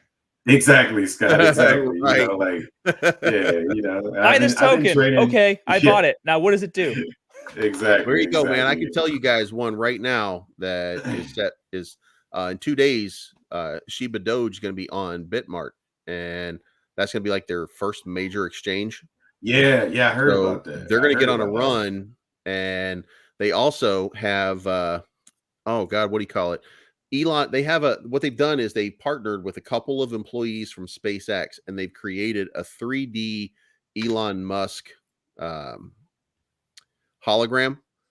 So in like a week, that's all they need right there. That's all they're going to be doing. It's called the Space Charity Event, and it's not SpaceX, but it's a space charity event. And they're going to be Elon, the hologram is going to be walking around on stage with them as they do this thing. That's pretty. It's going to be kind of cool, and the fact that it's down in Texas and they're doing it right where SpaceX is, and they're going to have that Elon thing on stage is just going to be awesome. The question they should is, get some traction off of that. Are they going to do the same thing are they going to go to Dubai, or is they're kind of too late for Dubai?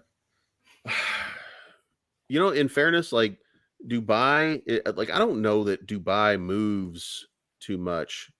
Hex is in the house. What up, Hex? Hex is in the building. Hex is in the house. He said best entry points on tokens. Shit just got serious. We talk back. That's what I'm talking about. Yeah, Volt will probably have a pullback. Bobatama's having a pullback right about now. I covered Bobatama on my channel a couple of days ago. Yeah, so you might not be getting the bottom yet, but it's probably pretty soon for Bobatama. Yeah.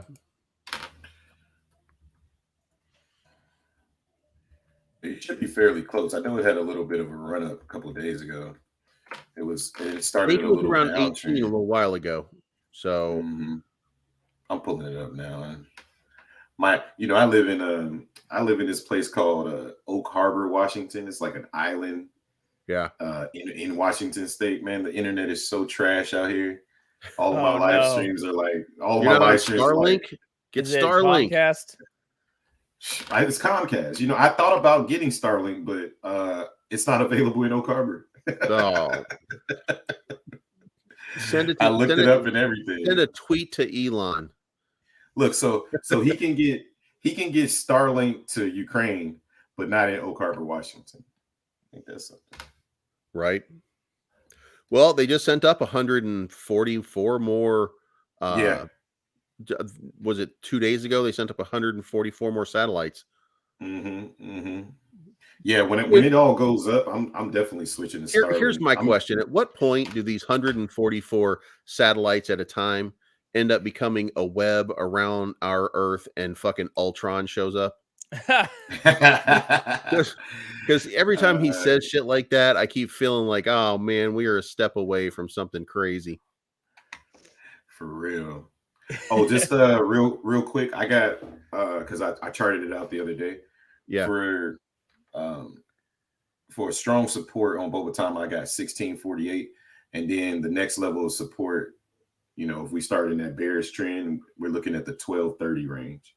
Somebody in the chat's asking for Nico. I'll jump on that. I'll jump on that real quick while you guys are talking. 1648 sounds about right. Mm-hmm. Where do you have Volt at? I did. I'll do Volt right now just because you're asking me about it. And Volt then I'll come back has held for so long that, like, I can't imagine that their support line is going to be very low. Do you have when you look at Volt? I usually look on the hour chart just because I use hour charts. I don't really use much else. Like I zoom out and look. Otherwise, yeah, it's just more telling when a token hasn't been out that long. You just get a little bit more information. Yeah. Yeah, I get the point of the hexagon for the Pulse chain because I'm in Pulse and I'm in Pulse X. So, and in 2 months we'll all be rich. But I was saying that 2 months ago, and 2 months before that, and 2 months before that too. For a long time, that had been the running joke that people would be like, "When Pulse chain?" And people were like, 2 months. For Vote, I had a strong level of support at 52, which looked like we broke that just recently. I didn't even know that, but we broke that level of support, and I got the next strong level of support at 46.26. That sounds about right. Mm-hmm. Oh, and Scott, the Great Value Lemonade energy strips, man. I'm telling you, they're a godsend. What is it? It's the Great Value Lemonade strips. Listen, I went to Walmart one day and they had these Great Value Lemonade strips, and they're just like 80 milligrams or 100 milligrams of caffeine in them. Yep. And vitamin B, which is basically all you need to get pumped and get going. And I drink like 1 or 2 of those, and my day is set with water. And they're like, it is. I swear to you, it's like $2 for one of those packages of 10. So I love those things. I've been messing with. Matter of fact, I was joking around the other day with Austin, and he's like, "Oh yeah, those are Great Value ones from Walmart. My wife gets those." Like, are you calling me a girl? He's like, "No, I'm just saying that's what she drinks too. I can't believe y'all drink the same thing." That's hilarious. Yeah, Volt should be shooting up after the 15th. Like once everybody makes it into. Come here, I got a dog with a collapsed trachea. Oh yeah, we know. It's all good. My dog's been sick all day too because he kept eating my daughter's boyfriend's dog food, and he's a Maltese, and the other dog is a German Shepherd, so obviously shouldn't be eating big dog food if you're a little dog. Right. Well, this one's not going to recover from it. The only thing we can do is like let him get some exercise and stuff like that. Poor thing is 13 years old. He's like part pug, part Chihuahua. Oh, he's a walking disaster. But he loves his daddy. But he's my boy. Yeah, he's my boy. Somebody was asking, Zayad Ali was asking about the Nico chart. So I'm not gonna do a full-on dive into it, but I can just tell you, just by looking at the day chart, either this thing is gonna need some type of catalyst. I mean, I'm not trying to be rude, man. I just read what I see, right? So it opened up at the let's see, it opened up at 51, give or take, and now it's back at 45. So that was over since January. It opened January 16th. Yeah, and we're back in March, and we're already back at where it opened. So I think the way to get out of this one was probably on that big run up. Yeah, I'm not telling you that I don't know anything about the token. So one thing I always say on my channel is, if you feel like you trust and believe in this project, then view this as a buying opportunity. But if you don't trust the product, you shouldn't be in the product whatsoever, right? So that's just my view on stuff like this. So yeah. Well, Neko is now part of the Yashaverse. So Joey from Inuyasha, the Inuyasha dev team, is behind this and working on it. And I think they're pretty close to having the software version of the mask ready to go. And then they're going to be doing e-commerce with the hardware version of it. So that's where they're at, I think, right now. Well, this is why I like collabing with guys that actually do more of the research. I'm not that guy, and I'll never lie about that, right? I'm the TA type of guy, and I'm gonna tell you what the chart is gonna tell you to do. These guys are gonna tell you the catalyst. So if I believe in projects, right, and I can be convinced to believe in a project, I want to buy at the bottom. Right now, if you're looking to purchase, not financial advice, obviously, but if you're looking to purchase, you at the bottom. That's what you're asking. It is definitely at the bottom, that's for sure. If you're asking me whether or not you hit the floor, this is the floor. Oh shit, he said there ain't no bottom left. There ain't no bottom left. This is it. This is it. Oh, We've made it, gentlemen. We've landed. damn. Yeah, man, it's there's so many projects that are out there, and there's so many that are just like, there are so many projects out there that are just, if they don't sound like they have a use case, and a lot of them don't have use cases, but they sound fun. Like, you could take just a little bit of money and make something out of it. And like, these guys are wasting their marketing budgets on dumb shit. And well, I'm going to tell you right now, coins for people. 1 to 2 months from now, if you didn't fill your bags with WAGMI, you're going to be messaging me saying, shit, should have listened to you. All right, man, I'll do it. Hey, BSD man, or not financial advice, but no, you know, no, too late. You're gonna be upset. You can't say shit like that to influencers. You know what we about to do. Right. You don't need to hit us with the not financial advice. You tell me that, I'm like, why'd you buy that? Because Scott said buy it. That's why Scott said buy it. I know. I got no other reason. 2 months from now, we'll be like, where the fuck did Scott go? Oh, he's on his fitness channel now. Zach sent me a token. Scott's on a channel stretching and shit. You're like, what? Zach sent me a token the other day. He's like, check this out, total degen buy. I was like, all right. Yeah. Let's see what happens. I was so happy to be a part of the group chat, man. I was like, oh, give me all the DJing plays, baby. Just sit in my way. Everything DJing, I'm in, you know. So, yep, throw it in, see what happens. I need something, you know, to play with while I let my Saitama bag just sit and just chill, you know, and don't touch it, hoping for the best. Exactly. Yep. Exactly. I think something good's gonna happen at some point. I think so too. Just gonna be a while.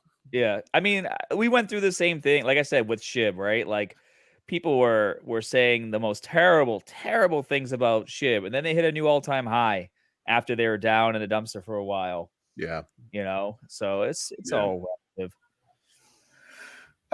You know, for me, when it comes to Saitama, I kind of stay away from the subject on my channel just because it's just too. It's a good, healthy conversation. Like, I can have the conversation with you guys, no problem, but it's just lately it just brings a lot of toxicity, and I'm just trying to create something different, man. Just something more adult, you know. And that's why I love kicking it with the YouTuber group that I'm a part of now. You guys are all much more mature and can have a mature conversation about the subject without, you know, taking it to crazy levels. I'm just not a fan.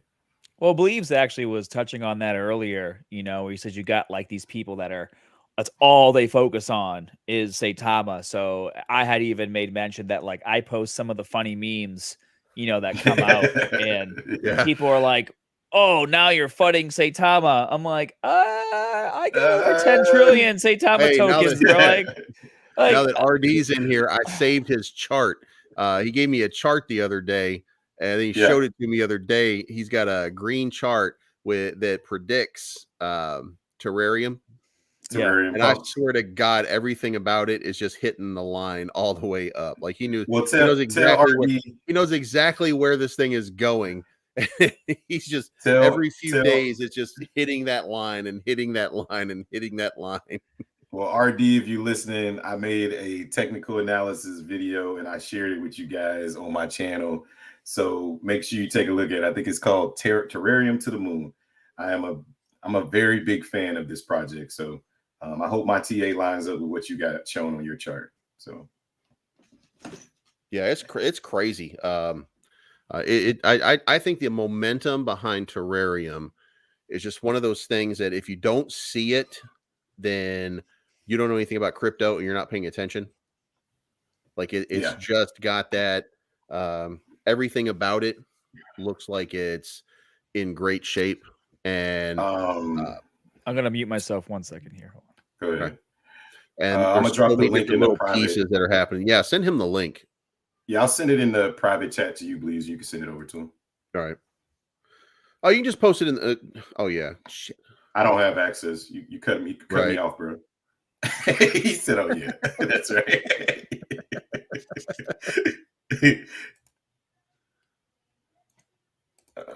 Let's see.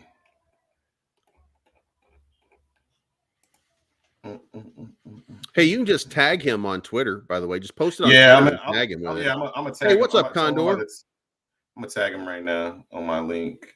But it's like D says right here. Terra has a big catalyst coming. Like, I'm pretty sure that there's quite a few of them coming down the pipeline that we're just going to start seeing pretty soon.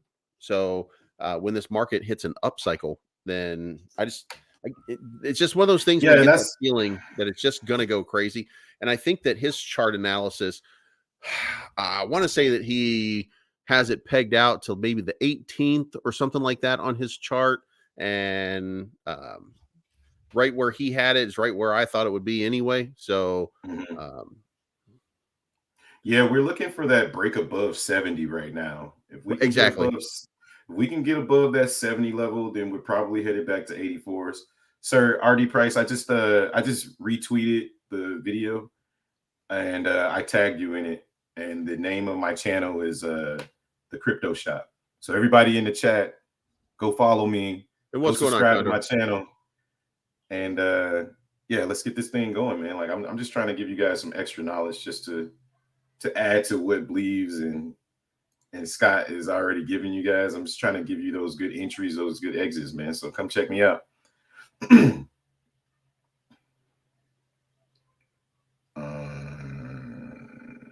Yeah, Terra definitely has some catalysts coming down the pipe.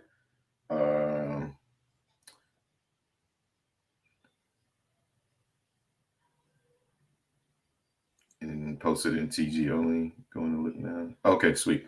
Yeah, but yeah, just following this project, man. Like if you're looking at, you know, Ethereum, if you're looking at Bitcoin, right, and you're looking at the macro view of economics right now, right? Just zoom out. In my live stream, I started my live stream going over a CNBC link to a Kevin O'Leary video, right? Everybody knows Kevin O'Leary. He's a billionaire, a Shark Tank guy.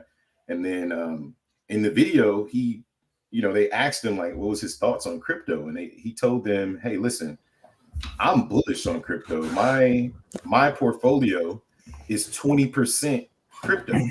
Yeah. So if that doesn't kind of tell you, like the old saying goes, follow the money, right? If that doesn't tell you that, you know, hey, billionaires, you know, Mark Cuban's view, he's accepting freaking Dogecoin at his stadium, right? The writing's on the wall. You look at Shiba Inu, like this thing's been consolidating. I don't know if anybody in the chat that knows anything about a chart, right? Once something comes down to a base with that much momentum and it consolidates for that long, that is a very, very solid level of support. And eventually buyers are going to start pushing that thing to the top. Yeah. Everything's at a consolidation phase. You go back and look at Bitcoin. It's all doing this, right? It's not trying to break below that was it 38 level? It's not trying to break below that level. It's just kind of waving.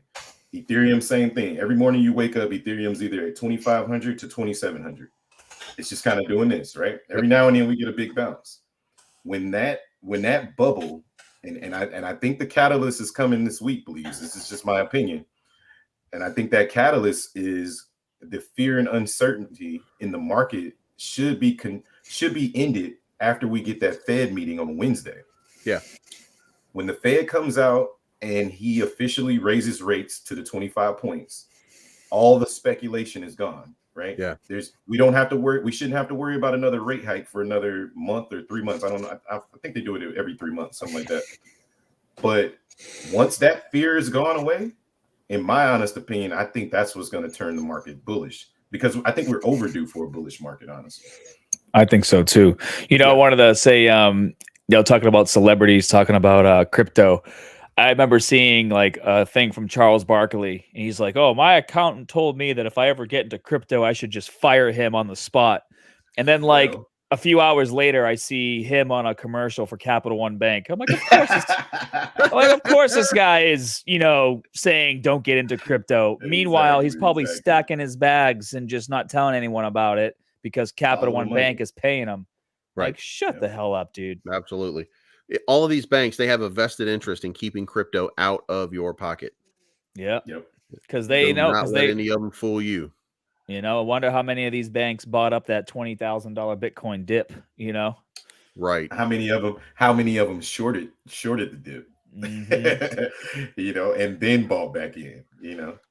So you know what though? I bet they didn't buy WAGME, but you guys made the smart decision. But we're in. Hey, I'm there, bro. I'm there. If you want to get on the whitelist for the NFT, I might know a guy. You might know. I bet you do. Hey, Crypto Golfer is reminding me. Crypto Golfer, this isn't my channel, but I'll remind you guys. When you come to my channel, we're trying to do away with the like and subscribe.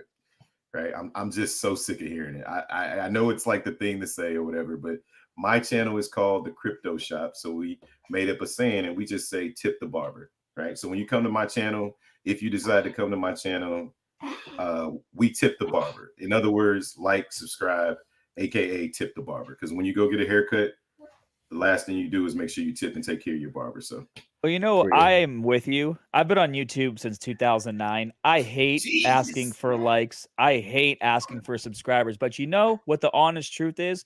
YouTube will fuck your channel the longer you're on YouTube.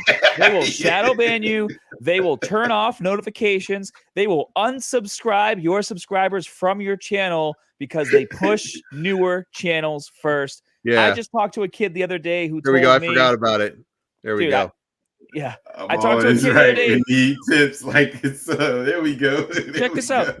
I was talking to another YouTuber the other day. He's like millions of subscribers, been doing it as long as me. He said YouTube paid him $100,000 to keep his mouth shut about how they fuck over older channels. Jeez, that's crazy. Yeah, I've heard horror stories about before I came to YouTube. I used to obviously watch a hell of a lot of YouTube, and then I was really deep into that AMC GameStop stuff, man. I probably shouldn't even say this on your channel, Bleeves, because they be watching. But man, the amount of people that got their channel just wiped off the face of the map in the middle of that squeeze, or like post squeeze, or just for talking about it. I mean, if you ever heard of Matt Kors, the mass investor, trades, like all of these dudes, man, it was crazy just watching the manipulation happen. Meanwhile, I'm buying and selling. I'm not an ape. I'm an investor. I'm a trader. So it really didn't, make a difference to me, but it was entertaining to watch. It's just crazy how manipulation works. I don't know if you guys ever watch Steven Crowder. He covers a lot of news. He doesn't really claim to be like conservative or Democratic, but he leans a little more towards the conservative side. But like, he has been in a constant battle with YouTube because they'll take down his content, and he's literally just like covering a news story, and they'll take down his content and they'll shut him up, or they like at one point they demonetized his whole channel, and he ended up getting into a lawsuit about that, got his monetization back. But like, his back and forth with YouTube just makes it very clear that they'll just make up whatever they want to make up to destroy your channel. And what sucks is once you're on their radar, then they're all over you, right? They own your ass. Yeah. Like, and the important thing to remember about those people is that those are the people that went to that media school that didn't get the job at like the Washington Post or the New York Times. Like this is their fallback option, is to become a content moderator for these big companies like this and decide what is and what isn't allowed. And exactly. There's two things for me. I'm never bothered by, I mean, I don't want to lose my channel, but if I lose my channel, I lose my channel. But the important thing here is this. I am not entitled to this channel. I am not entitled. This is not my free speech. My free speech is the same as everybody else's. It's my ability to walk out of my house and say what the fuck I want to say while I'm walking down the street, as long as I don't start yelling the whole world's on fire. I can go out and I can tell everybody what I think of them. I can do I can exercise my freedom of speech without this. This is a bullhorn, and I'm not entitled to this bullhorn. So I have to treat this bullhorn the way they expect it to be treated. And I may not like it sometimes, and I might fuck it up sometimes, but that's what I'm not entitled to Twitter. I'm not entitled to Facebook. I'm not entitled to any social media. I'm not entitled to Truth Social. I'm not entitled to anywhere. You must not be a millennial then, because if you were, you would definitely feel entitled to all the things that you just said. Yeah, you do feel entitled to them, but like I just don't feel like I'm entitled to any of it. So like I try not to take it for granted. Like I have an opinion about stuff, but I just don't want to. I think Crowder as a comedian was hilarious. When he leaned into the political aspects, then he was a little bit less funny because he became a little more mean-spirited, and he was trying to do that third eye, I'm smarter than you stuff.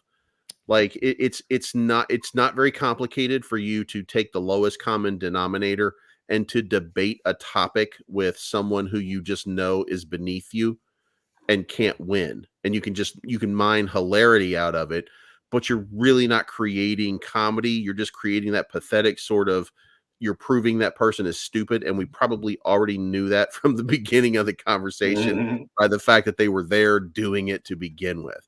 You know what I mean?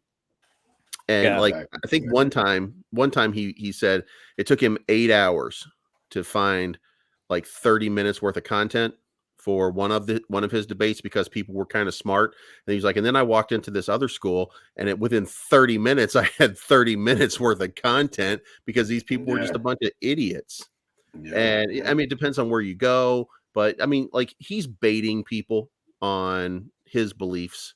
And I mean, who cares? Like, if you're entitled to your beliefs, but if you're going to push your beliefs and you're going to do those kind of things, then there are consequences to that when you're playing with someone else's bullhorn. That's not affecting your free speech. You're still free to walk out of your house and tell people what you think. You're still free to go to school and get yourself a degree and get yourself a job, or don't go to school and still get yourself a job somewhere where you can start writing news, or you can go to Substack, or you can go to Medium. You still have the opportunity to go do it in plenty of places. Your freedom of speech is not impinged on. Your ability to use this bullhorn is just ended. Big facts. That's the way I see it about every social media. Yeah, well said. Yeah. Hey, real quick. I mean, go ahead. I'm trying to find what's your YouTube channel name? I'm typing in T Hobbs Crypto. It's nothing's coming up. Oh no, I'm sorry, brother. It's the Crypto Shop. Crypto Shop. Crypto Shop. Yeah. The Crypto Shop. And then my Twitter is at the Crypto Shop with 2 P's. Hey, just one at a time. My bad, brother. My bad. PAT Crypto SHOPP. Well, you're in the group chat, right? Yeah, I'm in the group chat, brother. Yeah, but I'm T Hobbs. Everybody knows me as T Hobbs, but when I named the channel, I wanted to kind of brand it a little bit, so I just changed it up a little bit. Dude, I just got another message. I got like 10 fake Twitter accounts made of me this week. Dude, I can't tell you how much money some asshole has made pretending to be me, taking crypto from people on Telegram. Wow. Really? So many people come to me and say that somebody using a similar name to mine told them that I was going to give them some extra crypto because they had won a secret prize, and they just sent these people trillions of cryptos. Oh my gosh. I found you, by the way, on Twitter. But the best part to it, Scott, I was about to try to DM you, and then it was like, no, you can't DM Scott. I was like, oh, excuse me. Best part of this was getting too many, tasteful nudes from fans, so I had to turn that off.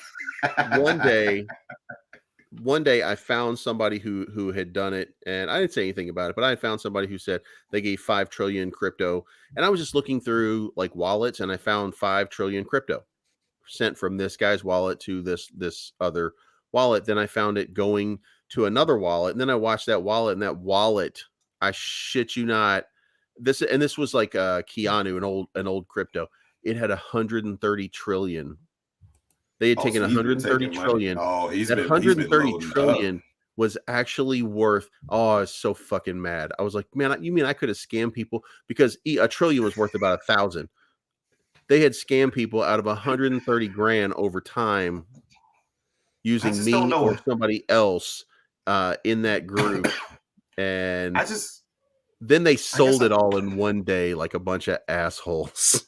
Jeez, man. I just don't know how, bro. Like how like people hit me up on Twitter, like even before I got a channel. I got a channel like 3-4 days ago. But people hit me up on Twitter all the time, and it's like it's so obvious when it's a scam to me. So I just, I guess people just want some hope, you know what I mean? So I get it, but man, I just hate it. People fall for these scams. People are dumb. People want to believe. Yep. People want to. Exactly. Dang, you took the words right out of my mouth. Yeah. People want to believe. Yeah, I shouldn't have said people. I should have said a person is very dumb. People aren't. But a person can fall for whatever they believe they can fall for. Just like, and it would be no different than us. We're sitting here and we're waiting for a token to launch. Like we're sitting here waiting for Lily Finance to launch, and we're waiting for the contract. And all of a sudden we see Lily launch on Ethereum, and you're like, oh shit. And then you throw $1,000 at it. It's just a honeypot. Mm-hmm. Think about how many people have done that. Or think about, what was that girl's name? I can't remember what her name was, but she threw $40,000 at a honeypot the night that Lily was launching. What? Oh yeah, dude, you weren't part of that. Yeah, so $40,000 at launch. 40,000. What is that worth now? Like $1,000? Not even. It was 20. It was she was putting like 16 ETH or something like that in it. Real quick, guys. Real quick. Sorry. Yeah, go ahead. Later on, Condor. Somebody was asking in the chat about Saitama. They were asking for a good entry on Saitama. I just pulled up the chart, and before you finish your story, I had a resistance level at 1003. We're currently testing that resistance level. Me personally, I like to buy at support. So once this goes above that resistance level, you can kind of consider that 1003 as a support level, but cautiously enter a play, right? So if it's starting to go up, you don't throw, if you got $1,000, you might throw a couple hundred in at that level. But if you wanted to come down a little further, the next level of support would be a 93 and then at 85. So just real quick. Sorry, right, well, please. Ironically, I got a AMA with them at 7:00 tomorrow. So sweet. I may be able to show up. I'm not sure. Come back in and tell them all about it. Are you East Coast? Here's your support lines. I'm in Chicago. Oh, that's my hometown, man. Oh, no kidding. Where about? South suburbs. So Calumet City, Dalton. Get the fuck out of here, dude. Dude, I shit you not. I am a block from Lansing. I'm in Munster, Indiana. Oh my God. So you know about if you don't know about it, make sure you hit up this spot on 159th and Sibley, or 100. It's either 159th or 147th. It's called Nikki's Gyros. On dude. Boulevard. I think we've had that before at my office. Bro. Oh my God. Go down. There is it's right there on Main, like right on Sibley, like right before you cross the bridge. There's a little gas station right there. There's it's probably changed a lot. I haven't been back in a few years since I joined the military, but yeah, they remodeled it. I looked it up the other day because we're getting ready to move to Kansas, and we'll be officially in driving distance of Chicago. So I already told my wife we're going straight to Nikki's Gyros. I don't give a shit how far the trip is. Right on, man. When I first moved here, it was a place called man, I can't even remember what the name of it is now, but it was on Burnham. It was not, do you know where St. Catherine's is, the hospital in Hammond? Yes, I used to live in Hammond. It's that street right behind St. Catherine's Hospital. It goes all the way down to Burnham, and then on Burnham there was a gyro place there. I used to go there every day. I love that place. Trust me, Bleeves. If you like gyros, look up tomorrow and see how far away from Nikki's Gyros you are, and you're welcome. All right, I'll check it out. Definitely. Yeah. And Scott's over here like, how many carbs are there in a gyro? Right? He's probably Googling it right now. I used to get them all the time when I lived in New York City, because I'd be walking around, Manhattan, and they'd be gyro stands everywhere. And peanuts, roasted peanuts. They're so good. That was a good time, man. I was living in New York in 2009. That was a lot of fun. There was no bullshit. It was just, it is what it is. That's awesome. I was born in Louisville, Kentucky, actually, and then moved to Fort Lauderdale, Florida, with a company in 1995, and then stayed there for 5 years. Then I got promoted by the company and moved to Cleveland, Ohio, and then from Cleveland, Ohio, I moved to Chicago. Oh, nice. But I am dead ass sitting like right now, half a block from Ridge Road. Oh, yep. And do you remember? Oh God, what is it? Man, I can't remember the restaurants around me anymore. Jerry Bermuda said it's pronounced gyro. No, it's not. I'm around the corner from Strachan Van Til. You know what I'm talking about, right? Yes, Strachan Van Til. Yeah, across from Buffalo Wild Wings. Yeah, food. It's pronounced a food. Yeah, I used to live like right off in Douglas Apartments over there. I can't remember exactly where it is, but I think it's right off. I'm a collection agency. I collect for them. Oh, well then you know exactly where I used to stay at. Yeah. Y'all never got y'all never evicted me, but yeah. But that's crazy. I used to stay over there, and I used to build when I was in Chicago from like when I was like 21. I was there from like 18 to 25. I was building houses. I was a construction worker building houses from the ground up in Chicago, man. I loved it. And then the recession hit, and I said, military, here I come. So right on. Where in Florida are you, Scott? I'm in right outside of Orlando.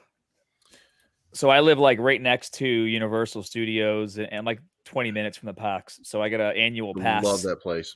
Yeah, Dude, I used to love that place. An annual pass, right, is $360 or like $330 a year, right? Just a park in the garage is $25 every time you go. So I get free parking. Jeez. Well, if you live in Florida and you have the annual pass, like me and my wife and my daughter, like we'll be like, hey, let's just go like ride a roller coaster and come home. So we park for free, get in, ride a roller coaster, eat, come home, done. Here's one for you. Way back when I had season passes to SeaWorld, and it was $140 a year. Oh wow! Yeah. And they're really cheap. Man, I used to go there like every couple of weeks from Fort Lauderdale, and it was like a 1.5 hour drive. Like it really wasn't that far at all. Yeah, we'll be up there by you, Scott. I think we're going on vacation in October. Vacation. We're going right there at some resort in Orlando. I don't freaking know. Yeah, dude, hit me up. Let me know when you're here in the group chat. Yeah, I'm gonna hit you up and be like, let me get them free passes, bro. Oh no, those are synced to your fingerprint. So no, I was just kidding. Yeah, but I'll hit you up in the group chat, let you know when we That'll be a thumbprint. Yeah. Hey, you No, can but get I'm in. gonna. You just need this, this print, Yeah, like let me just 007. take Yeah. this off of you there, Scott. But let me go, man. I gotta go eat some food with the wifey and them. Man. I just wanted to stop by Bleeves. I stopped in earlier, but the whole family was in here. I was like, all right, I can't jump on right now. But Yeah, I I gotta wanted jump to off come too, in actually. and yeah, I wanted to come in and show your channel some love. But everybody in the chat, man, thank you guys for showing up. If you guys want to check me out on the crypto shop, T Hobbs, from 1 to 3 o'clock Pacific Standard Time is the block that I'm trying to go live stream. So if you guys want to check me out, you come check me out over there. We go through ticker symbols over there. We go through all the news and stuff like that. So you guys come check me out 1 to 3, man. All right. I'm gonna go, man. Love you guys. I'll see you soon. I'll see you on Thursday, bro. Yeah, see you Thursday. Peace. You coming Thursday, Scott? What time? Oh shit! I think 8 o'clock, 9 o'clock Central, or 9 o'clock Eastern, 8 o'clock Central. I will write it down in my list, and I'll. Austin's on vacation, so he's not going to make it. Yeah, he's in Bahamas. Jake is going to stop in. 9 Zach p.m. East on your channel. No, it's going to be on Sandstorm. It's the round table. Oh, okay. I mean, yeah, I'll probably be able to pop in. I have to just check with my team tomorrow and see what we got to do for. Yeah, other come stuff. in, give 10 minutes just to say hi, answer a question or two. Like we're going to try. Like what we're trying to do is get. I like jumping in these round tables. I enjoy it. It's fun. Oh, it's great. I think that those things are just awesome to do. But we're gonna get. I think because like Brad wants to, we want to make it more where we're just asking questions, and because we get lost so much, like it just turns into like a Brady Bunch where we're just a whole bunch of squares. Yeah, I hear you. And that's okay. People like that. Each other. Yeah, people enjoy it. But I think he wants to try to get a lot of questions answered because he wants to be that information guy to put out as much information as he possibly can in that period of time. So I think he's going to try to create a question sort of thing. As a matter of fact, I'm going to do a show. I haven't figured it out yet, but it's going to be Ask Bleeves. Like the old Ask Jeeves. Yeah. I love it. I'm gonna start taking questions from people and do Ask Bleeves at night or something like that. I know. I gotta start doing more live chats too. They're fun. That I enjoy it. I don't mind sitting down chatting. Yeah, they're fun. I gotta actually bounce too. It's getting late here. Yeah, matter of fact, I do too. It's 10:30 now, 10:40, guys. I appreciate all the time, Scott. Thanks for coming on, man. I appreciate you. Yeah, thanks, man. I appreciate the invite. My dog is just dying over here, man, every day. This poor thing. Guys, just remember, this is not financial advice from any of us. Take your profits on the way up. That's one of the things we're trying to do, by the way, Scott. Tell people, take your profits on the way up. Don't invest more than you can afford to lose. Try to tell these people, if you're an investor and you're listening to us, hopefully what we say to you has value and will make a difference to you guys. But please be responsible and be careful with it, and don't get wrecked because it's not going to be our fault. And we can't make it better for you. So just be wise about what it is that you do. And don't ever get wrecked, especially not off something that we call, because then we feel bad. Yeah.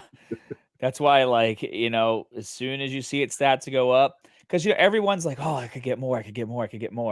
Yep. Take profits on the way up, and then when there is a correction, just rebuy with some of your profits. Then you still have profits, and you'll probably have the just as big or a bigger bag. Yep, absolutely. And you'll have a bigger bag. Like my bag with Saitama was at one point, and I'm not kidding, 100 billion. And that is minuscule. By the time I was done, it was 1.5 trillion. Plus, I had also made like 30 grand off of it. Wow. That was just trading up and down from those 8s and 9s. Like I was just getting lucky for the first little run, and then it just became like a thing to do. You were trading between 8 and 9, and you think about it. At first, it's $800 or it was $800, and it was going up to it was a little more than that. So Tama is actually holding 13 right now, pretty good. Yeah, I know. I actually saw that. I was getting a message here that it was trading, that it was #1 on the chart, because I keep track of like 10 or 12 at a time, and it was #1 right now. So I hope that it holds for a little while, because if it holds for a little while, then that might mean that we got out those 1,300 guys, and we could maybe move up to 1,350 or 14 and get that next level of resistance. But like finding support right here would be great. Yeah, I think so too. Get the Jeets out, you know? Yeah. Get the Just Jeets let out. people feel a little better and get a little bit more support at these levels. But anyway, tomorrow, if you want to check in, 7 o'clock, Saitama, and then 9 o'clock, I got Phoenix V2. So if you want to hear about either one of those, they will be on tomorrow night. Sounds awesome, man. I'll do what I can to check in. All right, man. Thank you for coming on, guys. I appreciate it. Appreciate everybody. Thank you so much for the tips, donations, and for having fun with us. Yeah, Have a good hell night. yeah. And we Thanks, will see you guys. guys later. See ya.